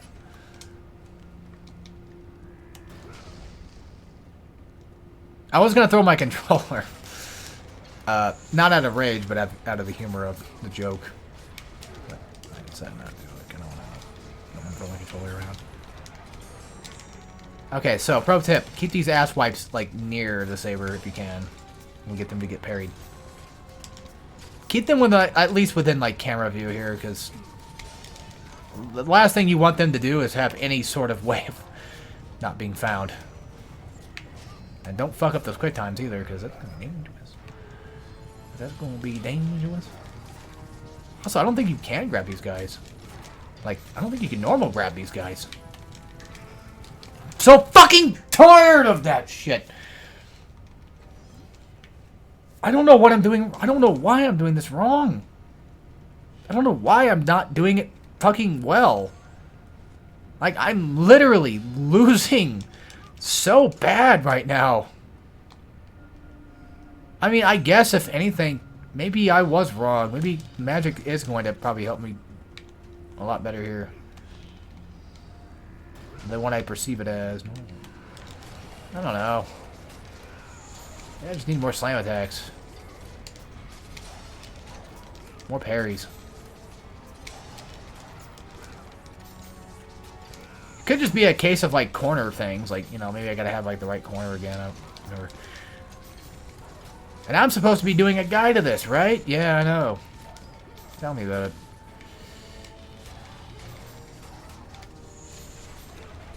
I don't think... yeah, you can't grab them. That's... oh, God, I swear to God, if I get fucking rammed one more fucking time, I'm breaking this fucking thing in half. Like, they think it's funny, but it's not really funny. It's not funny at all. It's annoying as shit. This isn't Ram Ranch, you fuckheads.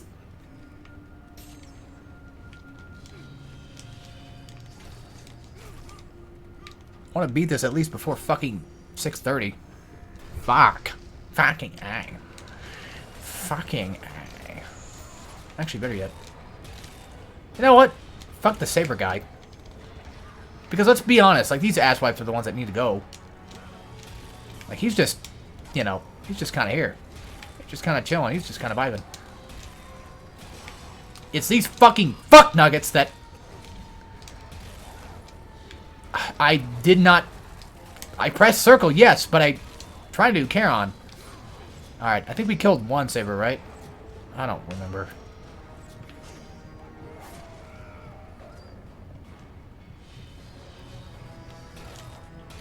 So tired of that fireball shit. Well, he's fucking dead anyway. No, no! No!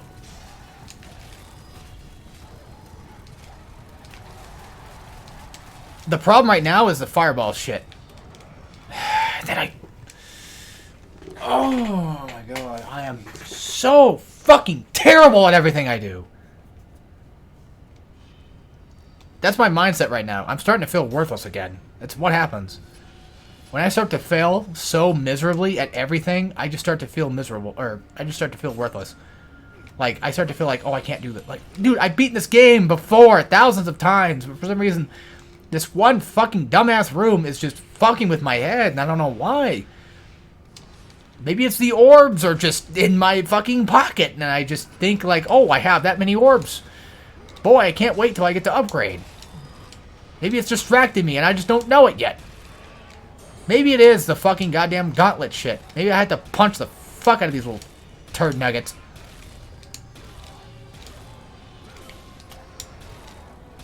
Actually, yeah, that's the prize.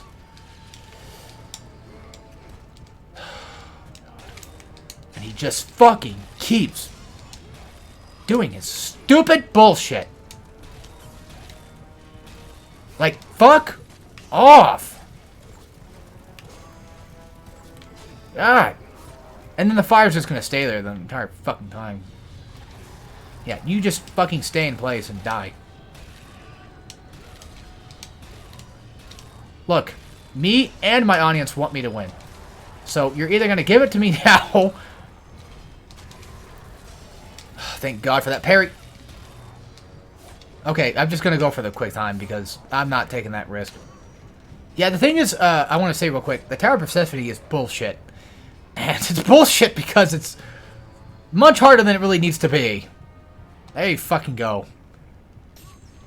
Gauntlet the dicks around. If the Sabertooth catches up to you, then just beat the shit out of him.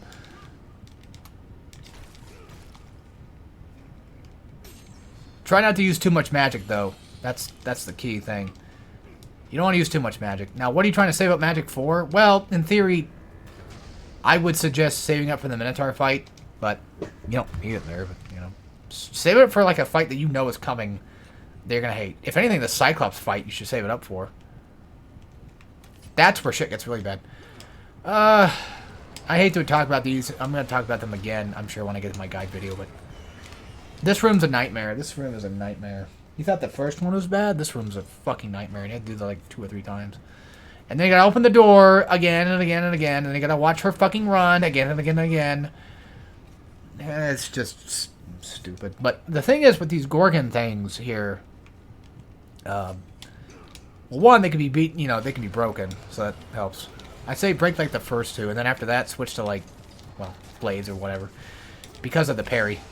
And the reason why is because that parry, specifically that parry, can knock satyrs back into the Gorgon heads, and they break the statues. Also, if you like fighting satyrs, well, you're gonna love this room, because this room is just nothing but fucking harpies and satyrs. And I don't mean just like, oh, well, that's like all that's gonna spawn. Like, yeah, that realistically is all that's gonna spawn, yes. But that's not the problem. The enemy type is not the problem. The amount of enemy type is the fucking problem. The harpies are not a big deal. Okay, except for that one. That one's a fucking douchebag, but The harpies are not that much of a problem. No. The satyrs are. And the other thing, too, I want to talk about real quick is the other problem I have with the gauntlet is, like, yeah, you can cancel your moves, and there's a lot of good things you can do with it, but it's still just somewhat dangerous, like, with the whole charge thing. If you get stuck going for that charge hit, you know, you could, in theory, fuck yourself out of something. You know, you could get fucked. So just be careful. And that's why we take care of the Medusa heads. At least the first two. That's why I always take care of the first two. Because I try to leave as much room over here as I can. Also, I'm not a big fan of harpies with gauntlet. I don't feel like it works against them really well. Mainly because of the parry shit.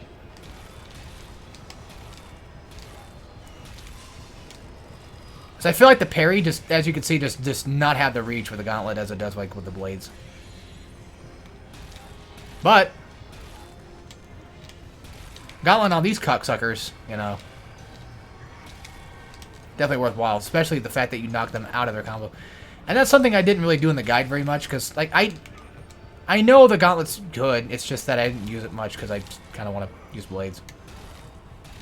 And I do kind of feel bad about that looking back now, because it's like, if you really want to make the game easier for people to play, you know, you really should have just used gauntlet to show them, like, that's just, you know, relatively insanely powerful against satyrs.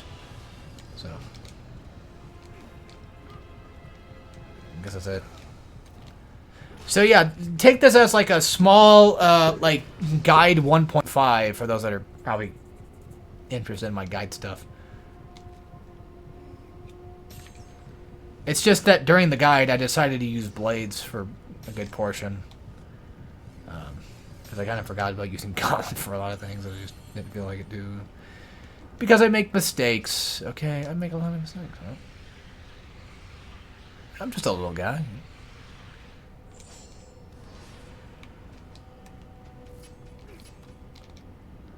I think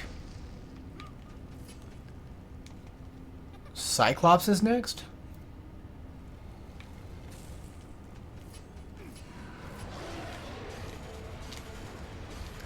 So why do I say, you know, save magic for here? At least this is one of the reasons why. It's because of the fucking double Cyclops fight. Board up in one fucking room with harpies. The stronger variant harpies too. Which is kind of cool about this game, though, I want to say real quick, is that this game has like two variants of almost every enemy type. Like you have two different types of satyrs. You have like two different types of like big Cyclops type guys. You have two types of harpies. You kind of have like two types of like normal run-of-the-mill enemies, because like, you know, you do have like the Morpheus versions, and then you have like the Helios versions on them. It's like there is that, and that's kind of cool, you know.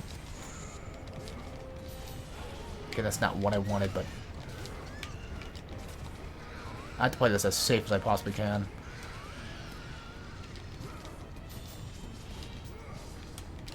Okay, he's not doing anything. There should have been second Cyclops. I think it comes after you kill him. Maybe. Yeah. Could have sworn there's two. Fuck. Yeah, be careful not to use Gauntlet. Like, I don't know. I just feel like Gauntlet on them normally is just dangerous. I feel like Blades is just a little bit easier because you can just run away and then do this. And then I dodge right into his fucking fist like a complete total can't say that word. I was gonna say like a tartar sauce. I didn't finish my sentence, so you can't get mad at me for that.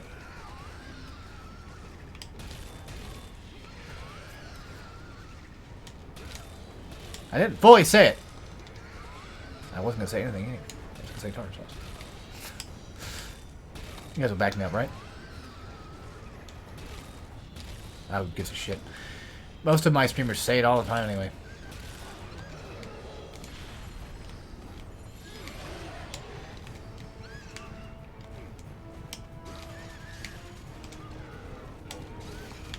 Yeah, realistically, it really is just the fucking harpies that make this room terrible.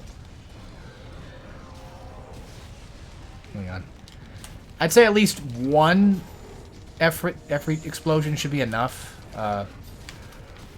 Maybe two? Because, like, you do get kind of clowned on in this room if you're not careful. It's kind of annoying.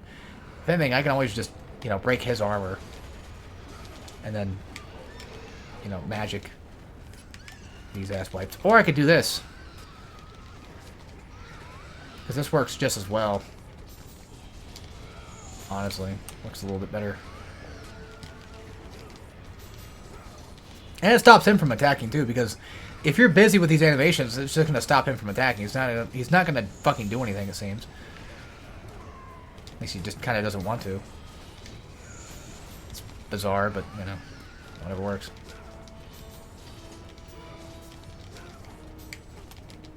I hate that swipe shit because I can never fucking tell if he's actually going to hit me with it or not.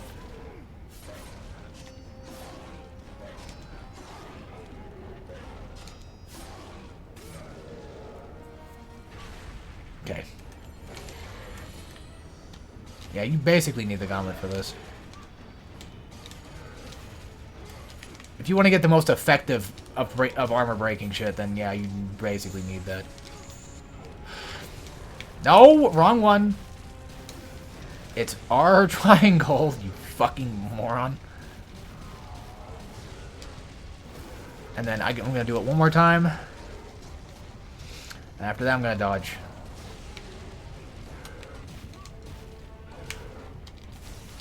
And maybe throw a couple fireballs, because I think I was going to say, like, I'm pretty sure I can get away with at least a couple. Did he just... Yeah, he's in a circle. Okay, good. So I saw him back up, so I wasn't sure. Also, those things on their elbows, I don't know if that's actually their elbows popping out, like their actual bones. Or if it's just, like, some weird fucking cartilage, or if it's just some fucking strange, like, dust and mold together. I don't know. Or rock. I don't fucking know what those things are on them. But that would absolutely be the most painful thing. Having your bone just stick out of your arm. Only for you to, like, land on it or something. That would be fucking awful. Sleep on that shit, too? What the fuck? There you go. Cyclops room done. The next hardest room, I would say, is definitely the Minotaur room. That's the one that's gonna destroy your anus. Now, in terms of why I picked magic chest over health, and this is a common trope with God of War in general, is that magic chests, especially in God of War Chains, like, it's a lot harder to get magic in this game. Well, they don't... when you die, you don't respawn with magic. You kind of just respawn with whatever magic you had at the time. And that sucks. So, it's better off just, realistically speaking, you regain health when you die, so it's like it's better off just going for, you know, getting the magic chest and then letting yourself die and then build your health back up that way. It's just easier. It's a lot more effective. Not sure if it's like I'm not sure if it's actually the last hit or not. It actually is the one that counts. I don't think so. I'm pretty sure it still takes at least a good couple hits. I think the last hit is the one that just does most damage. Fucking harpies. I love herpes. Man, I hate harpies. I didn't get to show it in this stream yet, but yeah, you can actually knock these ass wipes right into the faces and break them that way. It's pretty interesting that you can do that. Also, don't go too far up, because enemies can spawn from behind you and do that. That's why. Because as you saw earlier, if maybe you guys had witnessed it or not, there is this really annoying thing where, like, they could spawn in the back corner and they could just catch you off guard and then clip your ass. And you'd be none the wiser. Yeah, see, that's what I meant by, like, you need the 2 hits. Fucking hell. Luckily, all their moves can be blocked. Not the Gorgon things, but the regular enemies. So, and they all be parried. So really, honestly, these rooms are not that bad.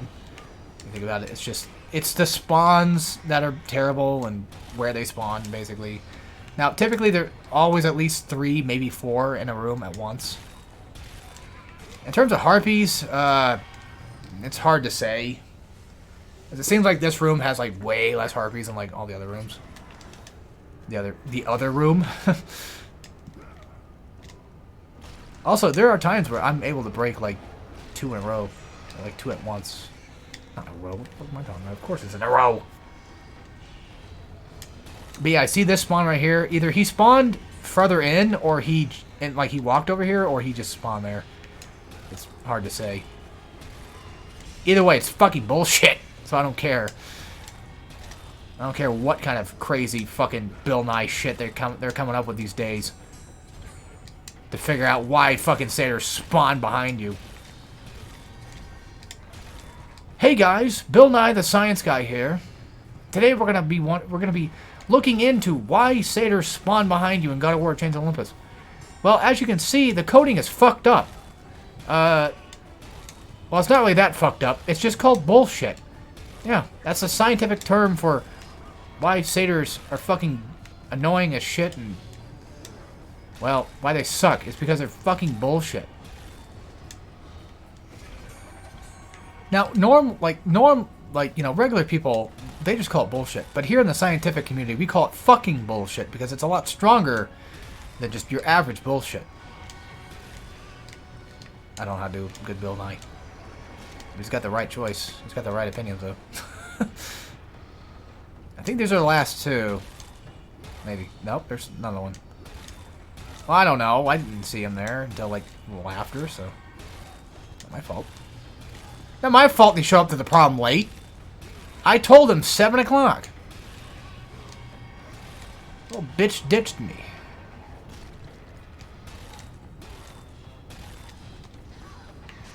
I hate doing this quick time event on them because I feel like I'm gonna fuck it up. Because I'm always worried about those damn, damn dirty apes. No, I'm kidding. I'm not talking about the movie. Let me explain myself. when I said that, I don't mean like I'm not talking about. I'm trying to say like I'm not talking about Planet of the Apes here. I'm trying to talk about God of War or whatever the fuck I was talking about. I was making a reference. I wasn't sure if some people might get it or not. What the fuck was I talking about again? I don't even remember. Oh, yeah, you damn dirty quick time events or whatever. I don't remember. So yeah, these guys have fucking armor. It's bullshit. I forgot about him. So, fun little thing about this room is if you go in a certain direction, you could spawn either one first. There's always going to be like 2 that are going to spawn. And make sure that with these guys, you only hit them twice with the gauntlet. You don't want to hit more than twice. And then there's that fucking dog shit, too.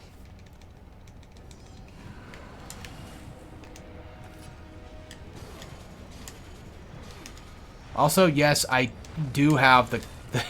I do have the not common sense, but I do have the knowledge knowing that I'm pretty sure what I said earlier probably did sound a little, racist, but I promise you that was not my intention.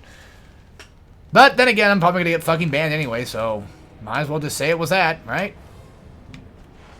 But yeah, you can essentially, get one to spawn in a certain position, so basically pick your poison. It doesn't really matter which one spawns. I usually like to go for the bottom one first, just because it makes it easier to kind of see them. And then I can kind of watch out for shit like that, which is completely fucking stupid as fuck. That is even a thing anyway. That they could just do. Yeah, but yeah, it's just easier just to fight him down here because it's a lot easier to dodge his bullshit, so. If you do want to use Efreet here, you can. If you didn't want to use it in the Cyclops fight, you can use it here. Use your magic. I would recommend probably staying away from Charon though, because especially like at level 2, it's not really gonna do much. It's not gonna help much. But I feel like the explosive damage of your fire magic just works better. I'm not gonna lie, I'm actually looking forward to reading Mineko finally. Mineko. I'm trying to say it more properly so I can sound more non-weebish. I'm gonna sound weebish no matter what I say. Like, and all technically, like, that's, as far as I'm aware, that's how it's pronounced. Which just basically means seagull. Whatever. Now, where the whole, you know, no Neku Koroni thing comes from, that's always kind of baffled me. I know it's supposed to be when they cry, but, like, I'm guessing the Kodo should... See, it's weird, because, like, Kodo usually means, like, this. Wait. That's Kore. Oh. Never mind. Ignore that, I'm fucking stupid. Here I am trying to be, you know, as authentically Japanese sounding as I possibly can.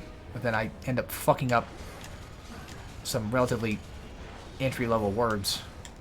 Like a fucking dolt.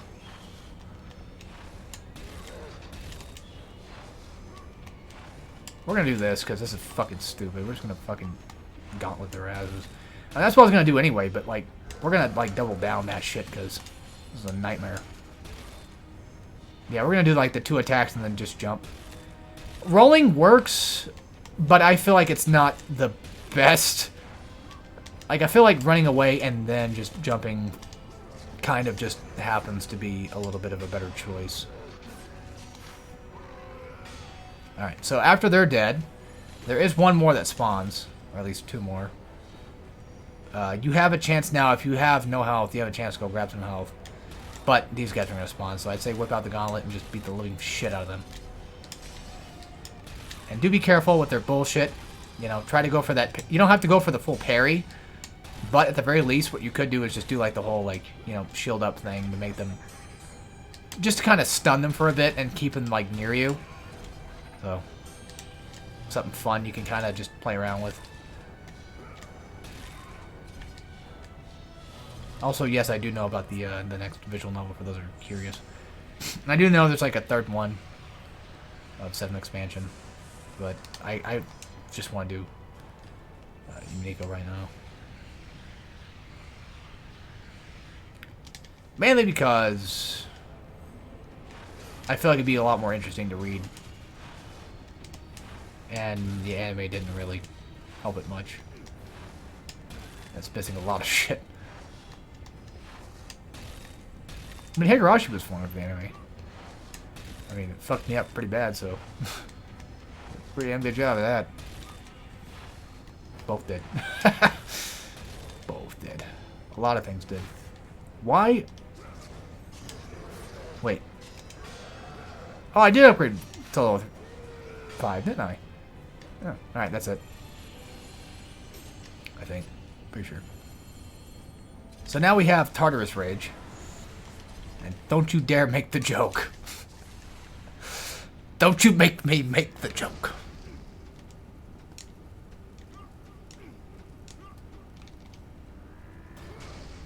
We can't say that here on Twitch.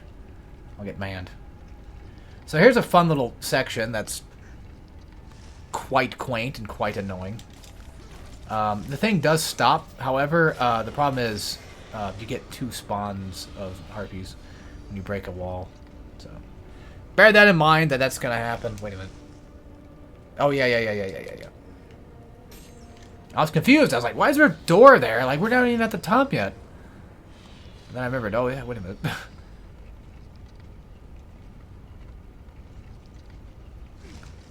Everything went wrong on YouTube. One of these should have, I think, a chest. Or maybe not, I don't remember. I could have sworn. No, I don't think any of them do. Actually, maybe one of them does.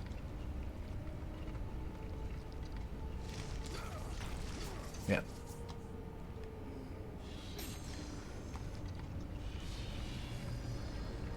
Crazy how they made circle the thing that allows you to grab onto chests and stuff. Just an interesting thing to kind of think about, like, oh yeah, that's cool. This room, definitely not incredibly hard. A little bit on the side of, like, yeah, it could be potentially hard, but if you parry just right, if you use harpies, you know, as parries, then you could get away with a lot of this shit. I'd also say take care of the Gorgons as fast as you possibly can. Mainly because... Oh, my nose. Mainly because, like... Damn it. These are the... Yeah, that's why. They have a bullshit fucking dumbass attack thing that, yeah, if you see them do that, that's basically like, yeah, they're gonna do the haha funny. Also, that thing just knocked her in the air straight up. Dope. And I got a full fucking Tartarus Rage on her too. I swear, every time I say that, I'm getting closer and closer to saying a naughty word. Twitch. I'm pretty sure at this point I've probably already lost connection to like fucking Twitch. I'm pretty sure they probably closed my stream by now. I just don't know it yet. Could be possible. I still, even though like in Chains, like I've started to kind of grow a little bit more tired of fighting Cyclopses, I do still feel like they're some of my favorite enemy types of any God of War. I like big, giant, juggernaut type enemies, especially the ones that you can fight against. It's cool. Also, fuck that slap shit. That's stupid as hell. And they know it. I'm sure they know it. I'm sure they absolutely 100% know that that's fucking dumb. Developers, I mean. I was gonna say, I'm pretty sure that's it. It's just sometimes this game has a hard time loading. I don't know why. Could just be my PS3 is getting older. Alright, so we've pretty much upgraded everything, I think. So at this point, it's essentially kind of pointless to go get these chests, but eh. Max, mofo. There you go. Yeah, fuck this. We already got all the chests.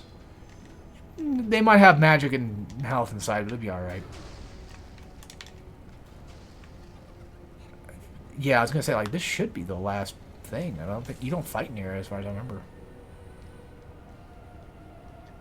Let's just grab what we need.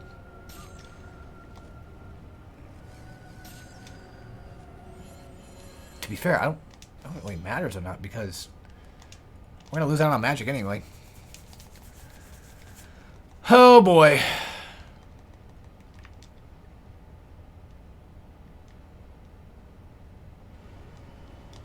Yeah, I don't know if I'm gonna be able to knock this out in time. We're getting close, but I have to beat Elysium, and I have to beat Persephone within, like, the next 20 minutes. I mean, that's not incredibly hard. Also, this is one of my favorite sections of the game. They make you use all of your different variant types of ways of quick time things here. It's pretty cool. Like, circle first, and then L1, R1, and then, you know, the analog stick one. Pretty nifty little idea. And then you lose all your stuff.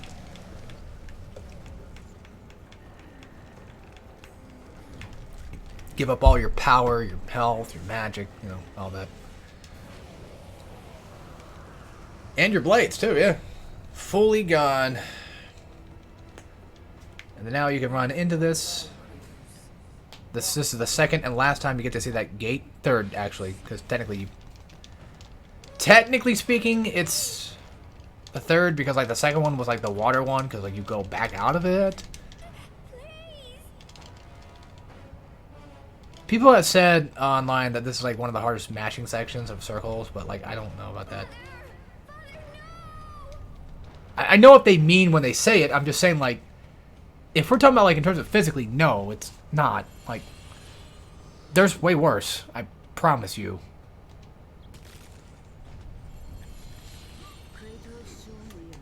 Also, what kind of sucks, though, is you can't do the dodge square thing. Also, I think it's 5 people to kill, and then you get blades. And if you do die, you have to start this whole thing over again. And also, if you want to make this go by faster, it's best just to attack them, kill them. Am I even on God mode? I'm going to check. Because I could have sworn that these asswipes take, like, at least... What the... That's not... You can't fucking blame me for that. The game literally gave me the ability to kick them across the screen, and then just blatantly told me that that's not the case. Sorry, my nose is kind of fucky. I don't know why. I apologize. Apologize. Kiss it. These are some of the worst fights you're gonna have to fucking put up with, though. Where are my blades at? 3? Fucking A. Yeah, you better off just killing, like, the civilian people instead of fighting these dicks. But once you get your tattoos, I think you probably have like a relatively good amount of, like, you should have parry. Or not. I'm so fucking done with this shit, man. So fucking twerps. Worst part is, if they come behind you, they're gonna kill me. Oh, I said when they come behind you, and I'm the one. Bling! We died once, let's try not to die again. Because I don't want to fucking do this all over again. It's boring, and it's stupid, and it's dumb.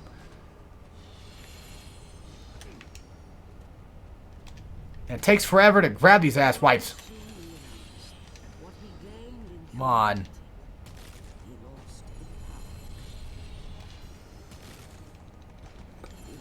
Oh yeah, something else I kind of forgot I was going to tell you guys about, but like, since FE7 came to Switch, I've been playing that, and I beat Lens, and I did actually play the game before, because I had a slight interest in FE to see what they were all about, and then I played it. I thought it was kind of neat, and I kind of grew attached to Lin a little bit, and I was like, oh, it's kind of, I like Lin.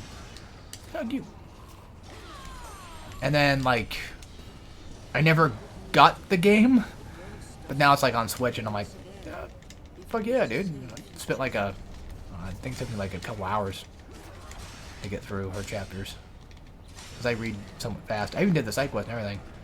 So you can't tell me like, oh, well, you didn't play the game. Like, bullshit. No, I'm pretty sure I played all of her story to the fullest I could. I did that one side quest that they gave me. So maybe I fucked up somewhere. I just don't know. About fucking time. Your saving grace here literally is just the parry. Trust me. Source? Trust me, bro. Actually, source, besides I made it the fuck up, my source in this case, literally, like, look.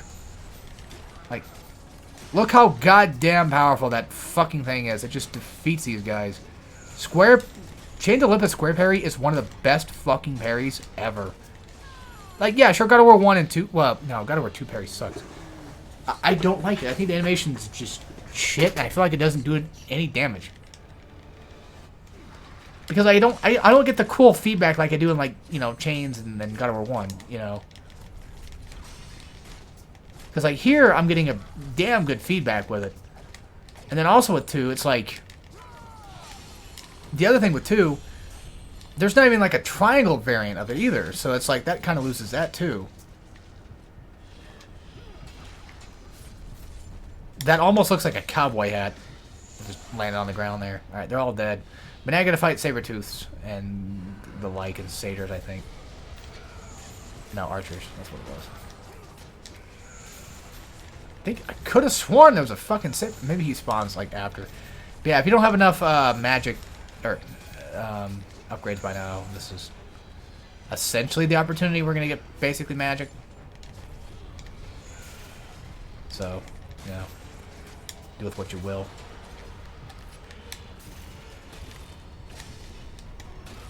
I mean, I saw that fucking coming from like a mile away. I knew he was gonna fucking try to shoot my ass, or the guy's gonna come from behind me and try that crap.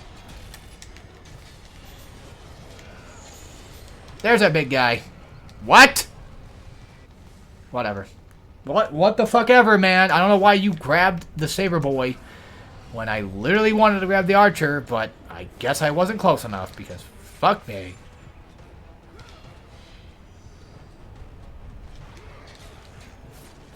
Genuinely tired of these fucking Archers. I'd say if anything, I think these are like, I think the Archers are like some of the worst. I mean, I know they're Archers, they can't do much. But they just feel fucking terrible to fight against.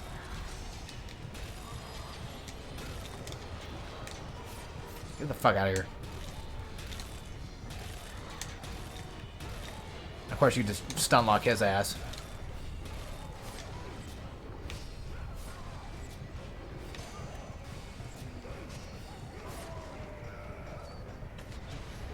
I'm gonna start blocking ahead of time because. Oh, so it wasn't. Well. What? The arrow. It was a fucking arrow.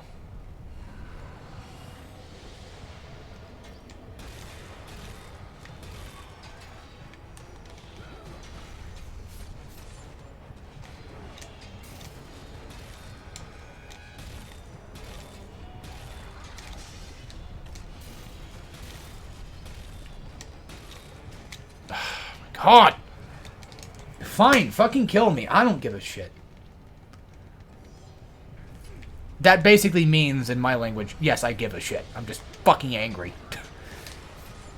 Vividly angry that I couldn't beat this in like 3.5 hours. Now my PB is gonna be 4. Fuck! I think it actually is, like, my PB at this point. I think this is the fastest I've ever done Chains of Olympus. On God. I mean, I only really played on God mode anyway, so...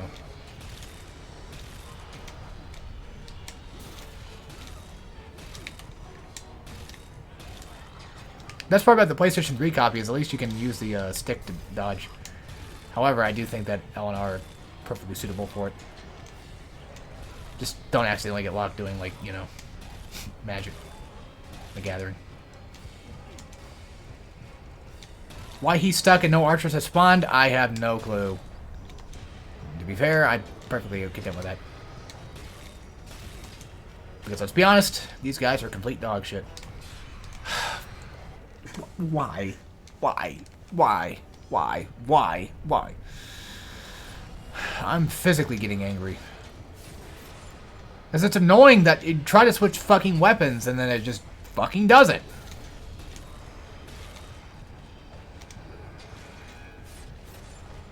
Look, I don't like people blaming games for everything, but this is one of those cases I'm just getting fucking pissed that I don't care.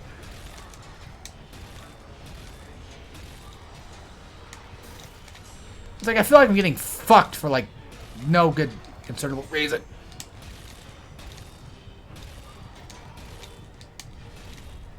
Come on. Now, one thing I could do is just do, you know, Magic. Yeah, just do fucking Magic. Fuck this try-hard bullshittery.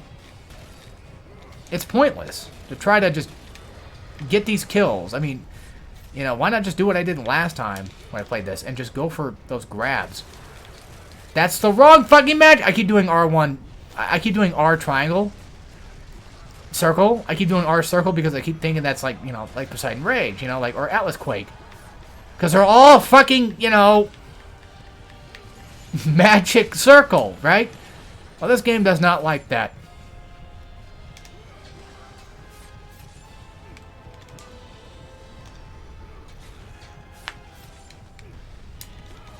It does not play by those rules. Not gonna lie, when I see these guys get their heads cut off, it's kind of funny because it's like... Well, I mean, they're undead, they're not gonna feel it. But, when I was building my little Warhammer miniatures, I had lost one of the Necron heads for like a day or two, and I'm like, what the fuck is it? And it's like hiding in my carpet and shit. And I finally found it. I'm like, oh, there you are. And I put it where it belongs, but yeah, it was funny. Yeah, difficulty got very hard. Yeah, that looks like it to me. That looks like it to me. That looks like it to me. Let's triple quadra check. Make sure I'm on God mode, so that way people don't call me a fucking loser on the internet, because, you know, I couldn't take it. Actually, don't call me a loser. I can't. I can't actually take it. Okay, so this fight is just complete fucking weird, so I'm gonna just try some things.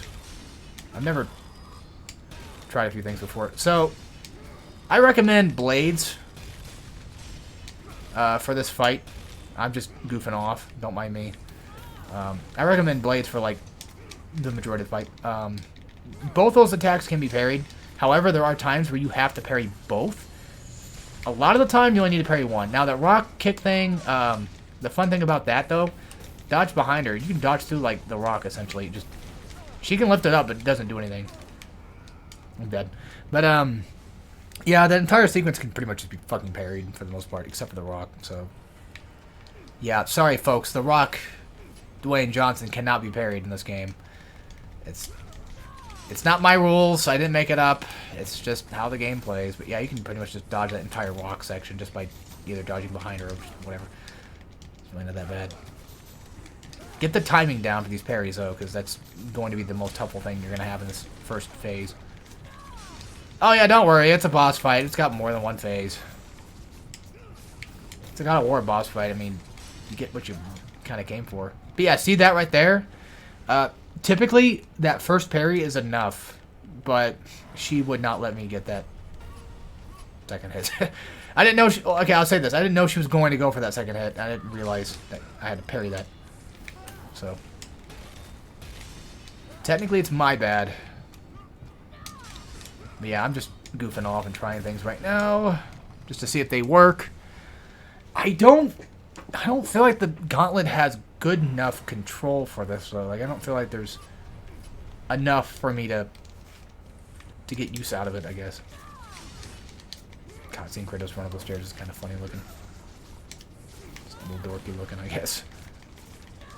If anything, parries are probably going to be what's going to get you probably the most damage out of this fight.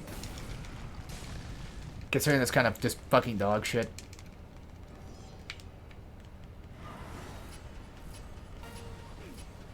Got some weird balancing in this game, you know how it is. Unfortunately, trying to get those hits in are kind of hard if she's not backed in the corner. Which I would say probably is what makes this fight much more harder. But yeah, make sure when she's doing those double attacks that she does, like that first attack and then she does like this hand swipe thing, make sure you're blocking that next attack. Oh, shit. It's like fucking raining.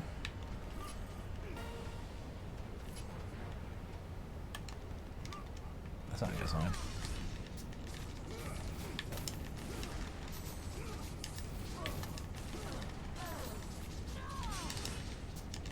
Yeah, if you can't get that parry off on her, then... Yeah. If she dodges back, she's going to go for that fucking dumbass, bullshit-ass, rock kick shit. This is probably, like, an incredibly elongated fight for no reason. Also, magic, you know, if you want to use it, yeah. I'd say if you're going to use magic, you might as well use it here, because this is probably the only opportunity that's really going to be viable. Because I feel like every other fucking fight is not. If anything, maybe Charon might be your best bet. I mean, she's just going to get around your F-free anyway.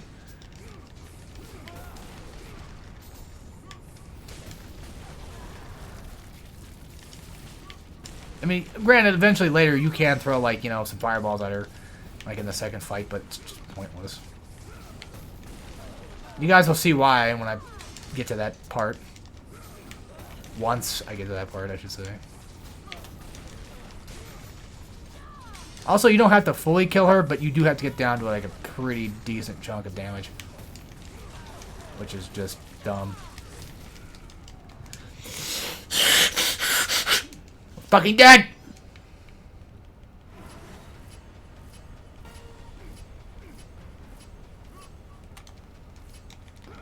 Why did you...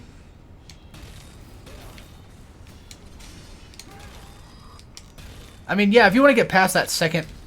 If you want to just not parry that second hit, just use Gauntlet to parry the first hit.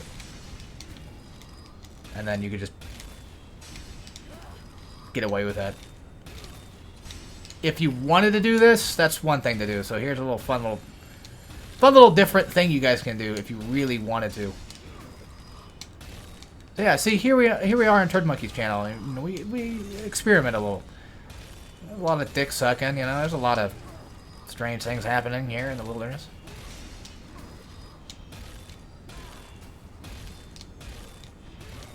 Wow.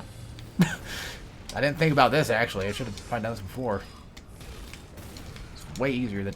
Fuck you, bitch! Fuck Persephone. No wonder she fucking got cucked. Like, all the time.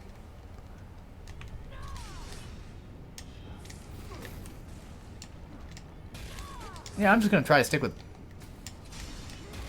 Gauntlet for a little while. I feel like it works. Like, it does more damage faster. And I get that free, not getting hit from that parry shit. So. You know what I could do? I could just steal my videos for this video and just use it as my guide. And just be like, okay, here's a thing you can also do.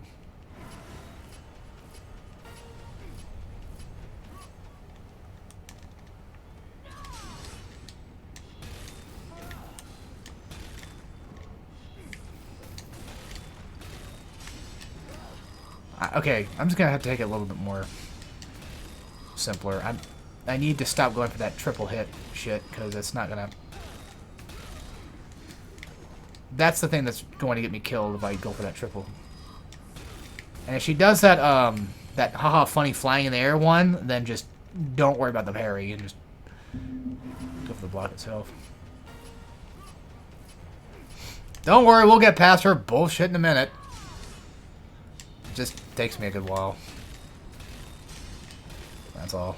And now that I'm trying with, like, you know, since I'm trying with the gauntlet, I'm having to, like, kind of learn, like, a whole new system here of how to beat her ass. Because I had, you know, one decent way of doing it, now it's like, well... Fucking...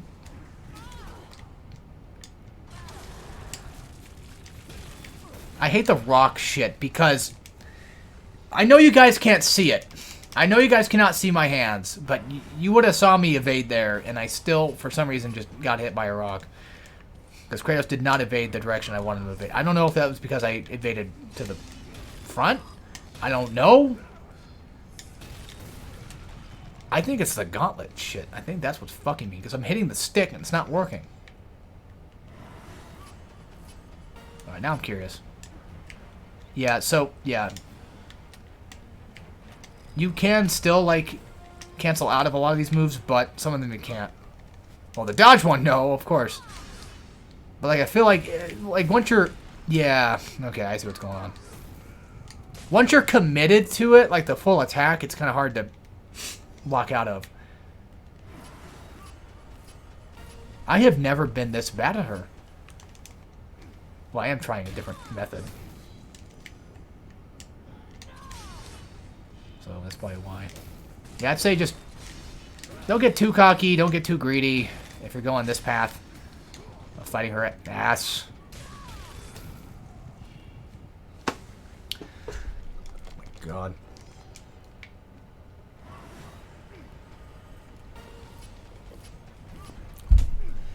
What? Easy mode.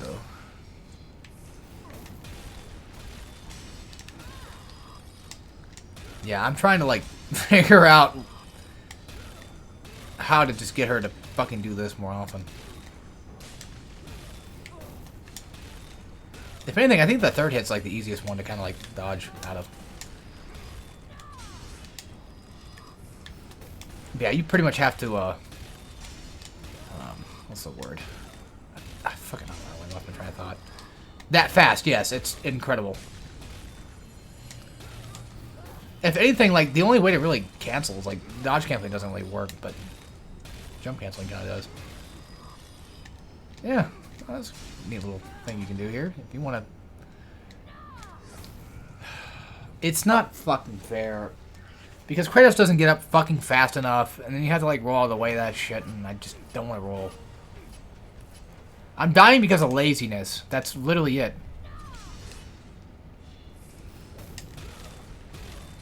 I know, it's that ridiculous. It's just... But we'll do it, don't worry, we'll do it. It's taking me longer than it should, but we'll do it.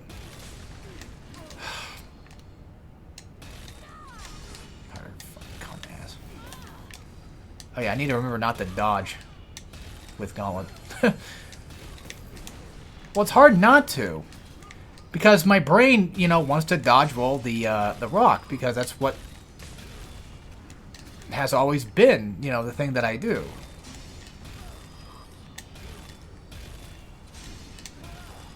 And it's hard not to just not want to just dodge the damn rock by, you know, evading.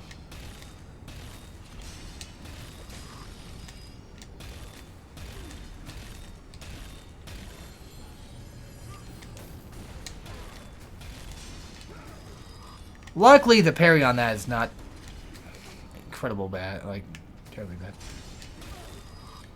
It's not too hard to parry. It has a good fucking window of time. There. Go to her. Be with her. Leave this world behind. Atlas! This is always one of the most cock-sucking moments of the game. Because I genuinely tend to kind of forget. There's a quick time that comes up. They give you a decent amount of time for it, but god damn, is a pain in the ass. Yeah, fuck you, bitch.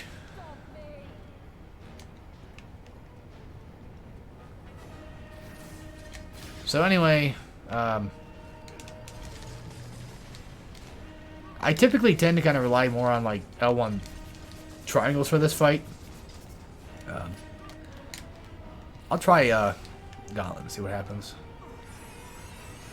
Easy laser to dodge, just stay in the front and then just run to the back. She can't really catch up with you. I don't feel like okay, that one does decent damage. And the Gauntlet's fucking dumb with how strong it is. Also, they reused this thing in, well, I think God of War 3 and Dante's Inferno. What do I mean? I think I'm pretty sure they use it in God of War 3. Yeah, I'm pretty sure. But they definitely use it in Dante. I know that for a fact. I know that for a fact because I fucking played the goddamn game. Yeah, you can actually attack her from down here. You don't have to do the full thing that I did. You don't need to worry with the aerial combos. So, just letting you guys know.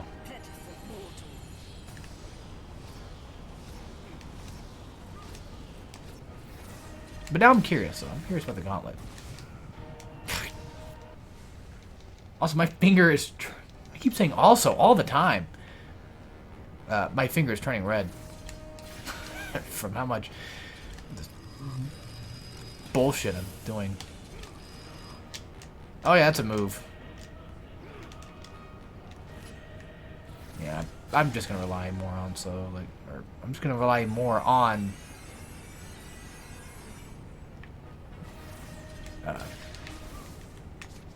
blades.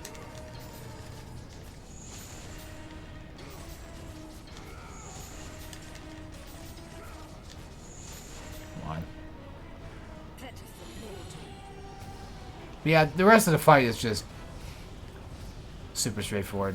Not that hard. Make sure you're within line of sight to actually hit her, because that's something that I tend to kind of fuck up on a lot.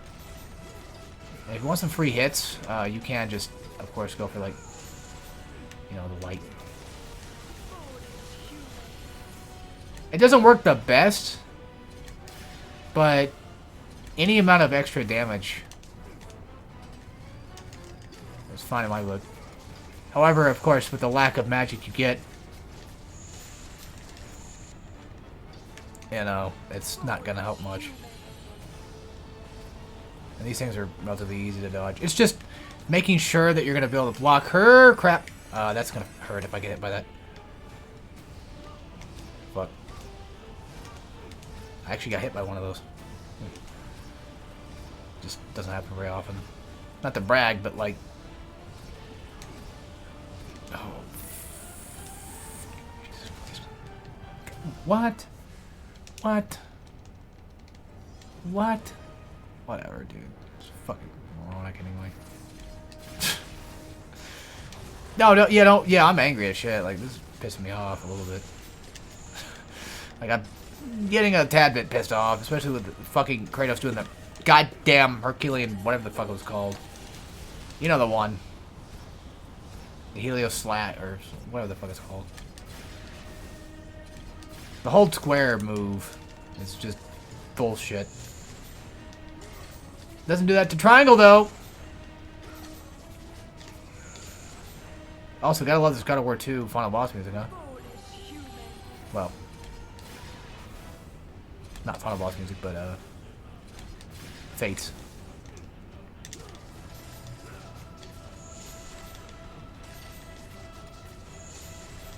If I remember correctly, I think it was.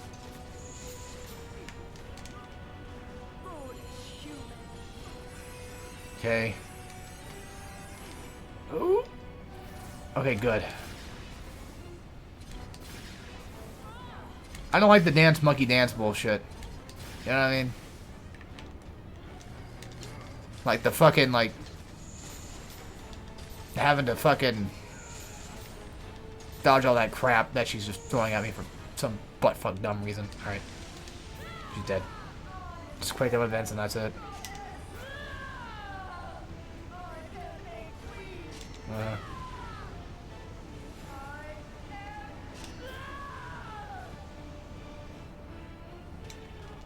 Done. Got a worse done. There you go.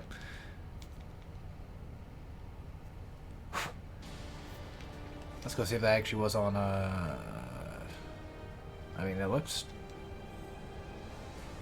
That was... Never mind. 6/30/2023.